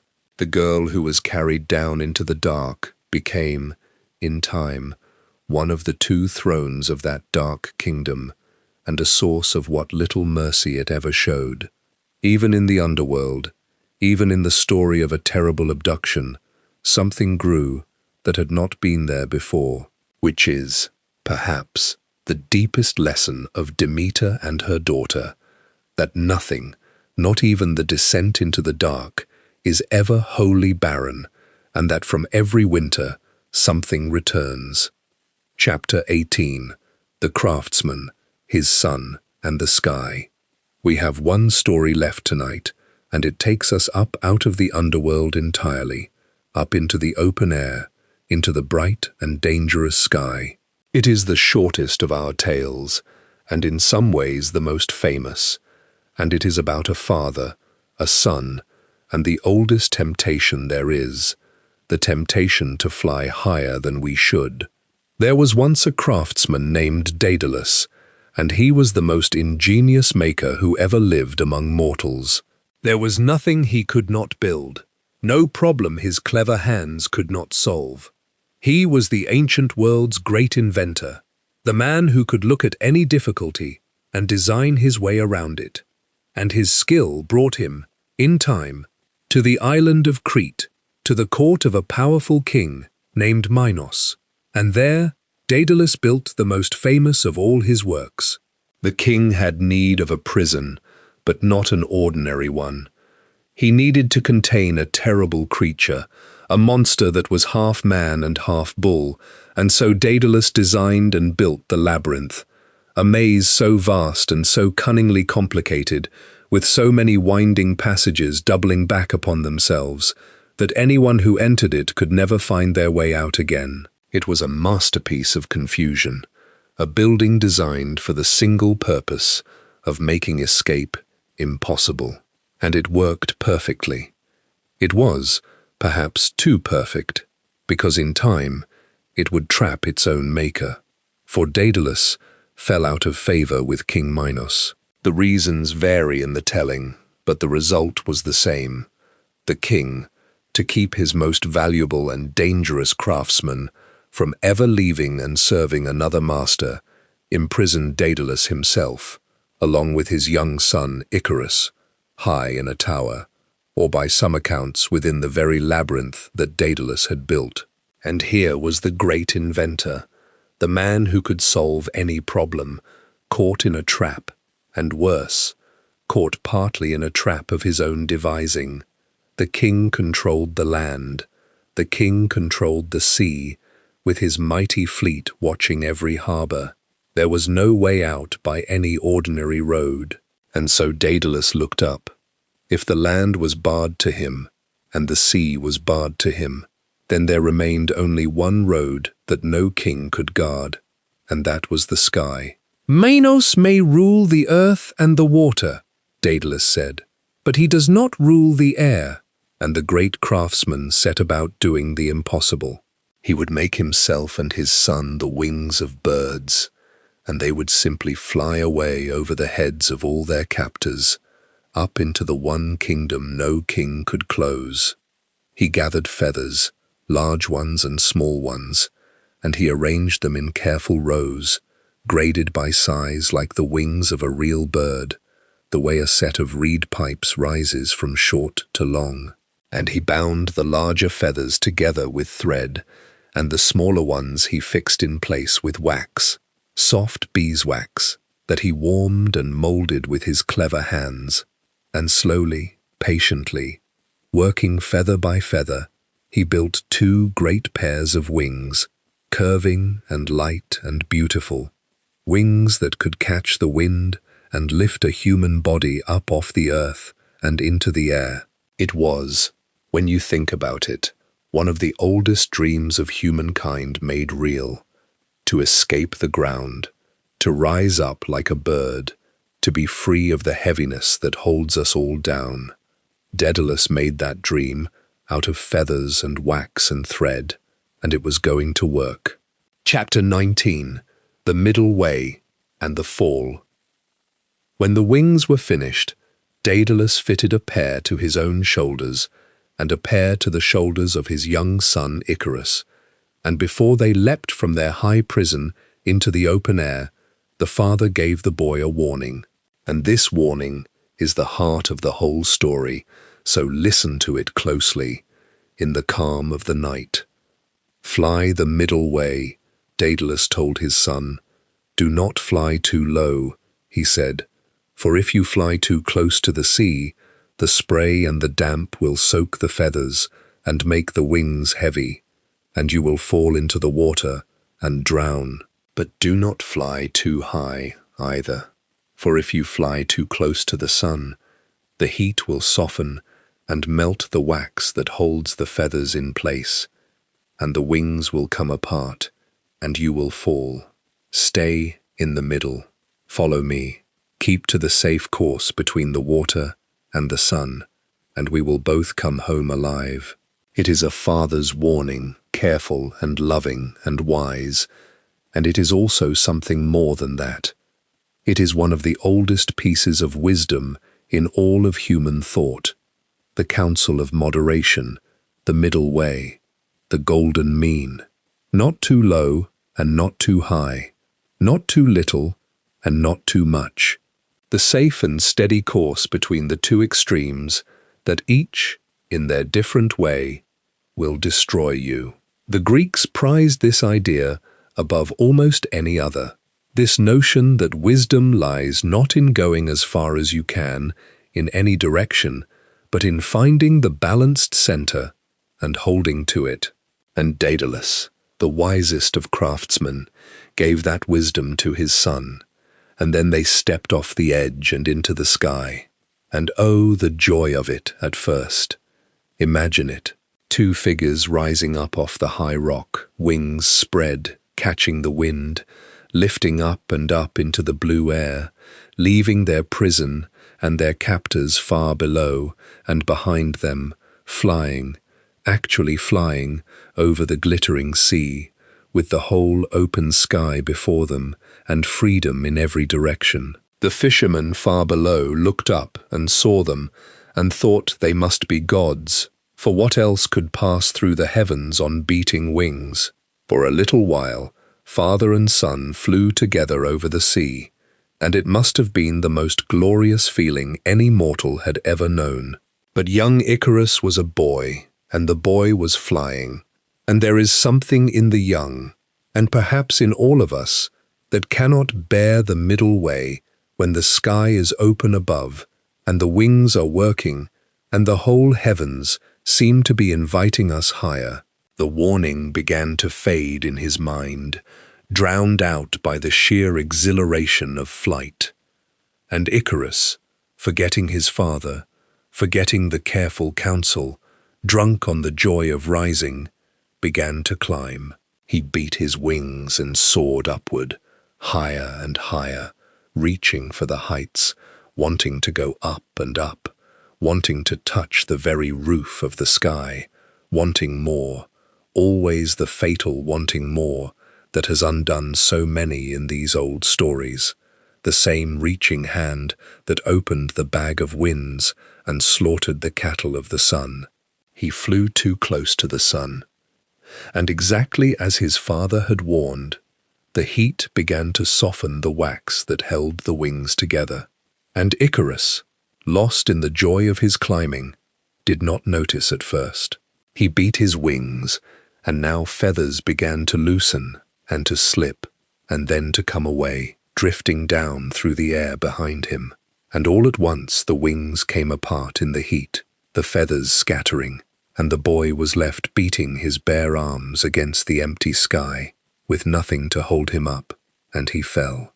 He fell a long way, down and down through all the height he had so joyfully climbed, calling out for his father, down toward the wide sea below, and he struck the water and vanished beneath it, and the sea closed over him, and he was gone. And Daedalus, flying ahead on the safe middle course, heard his son's voice and turned, and saw only feathers floating on the waves where the boy had been.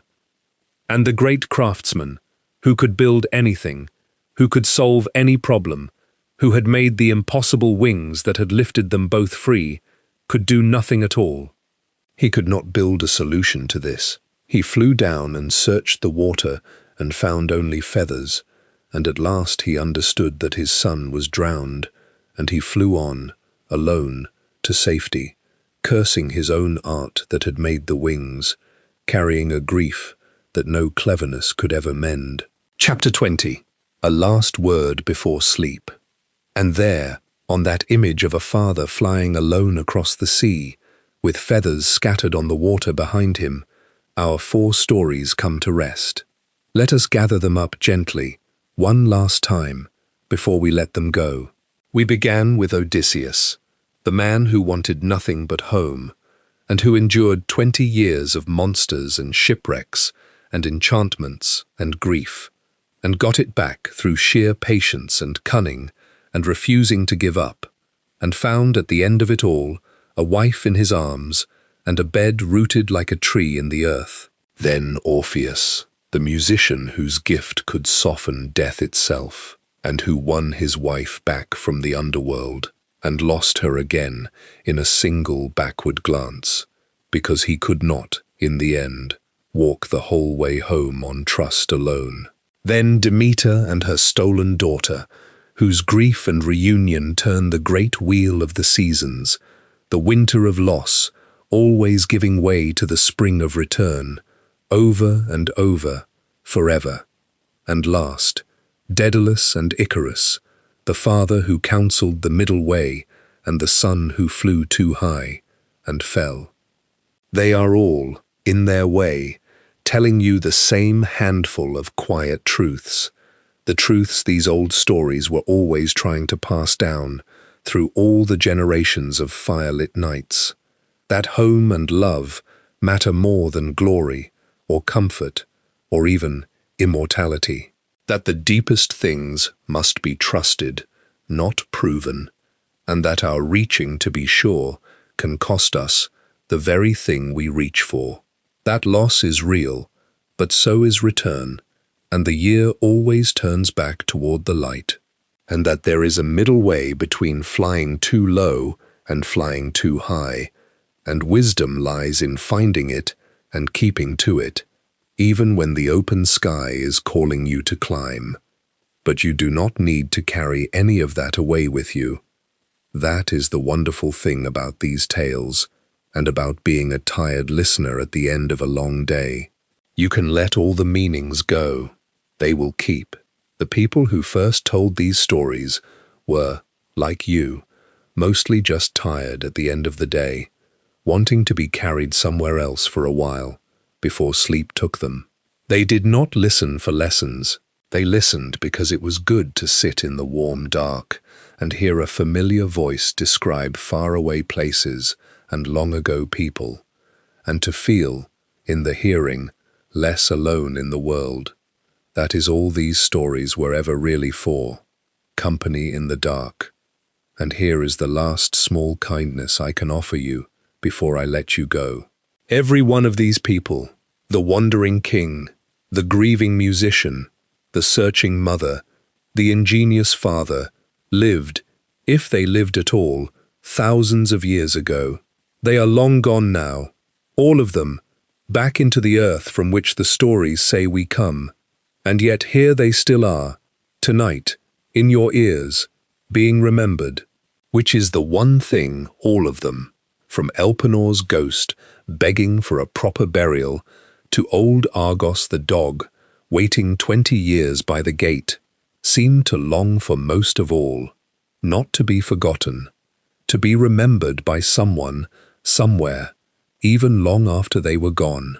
And tonight, quietly, without even trying, simply by listening, you have done that for them. You have remembered them, and there is something gentle and good in that, a small kindness passed across 3,000 years, from the tired people who first told these tales, through all the tired people who told them since, to you, here, now, in the quiet, at the end of your day. So let the stories go now.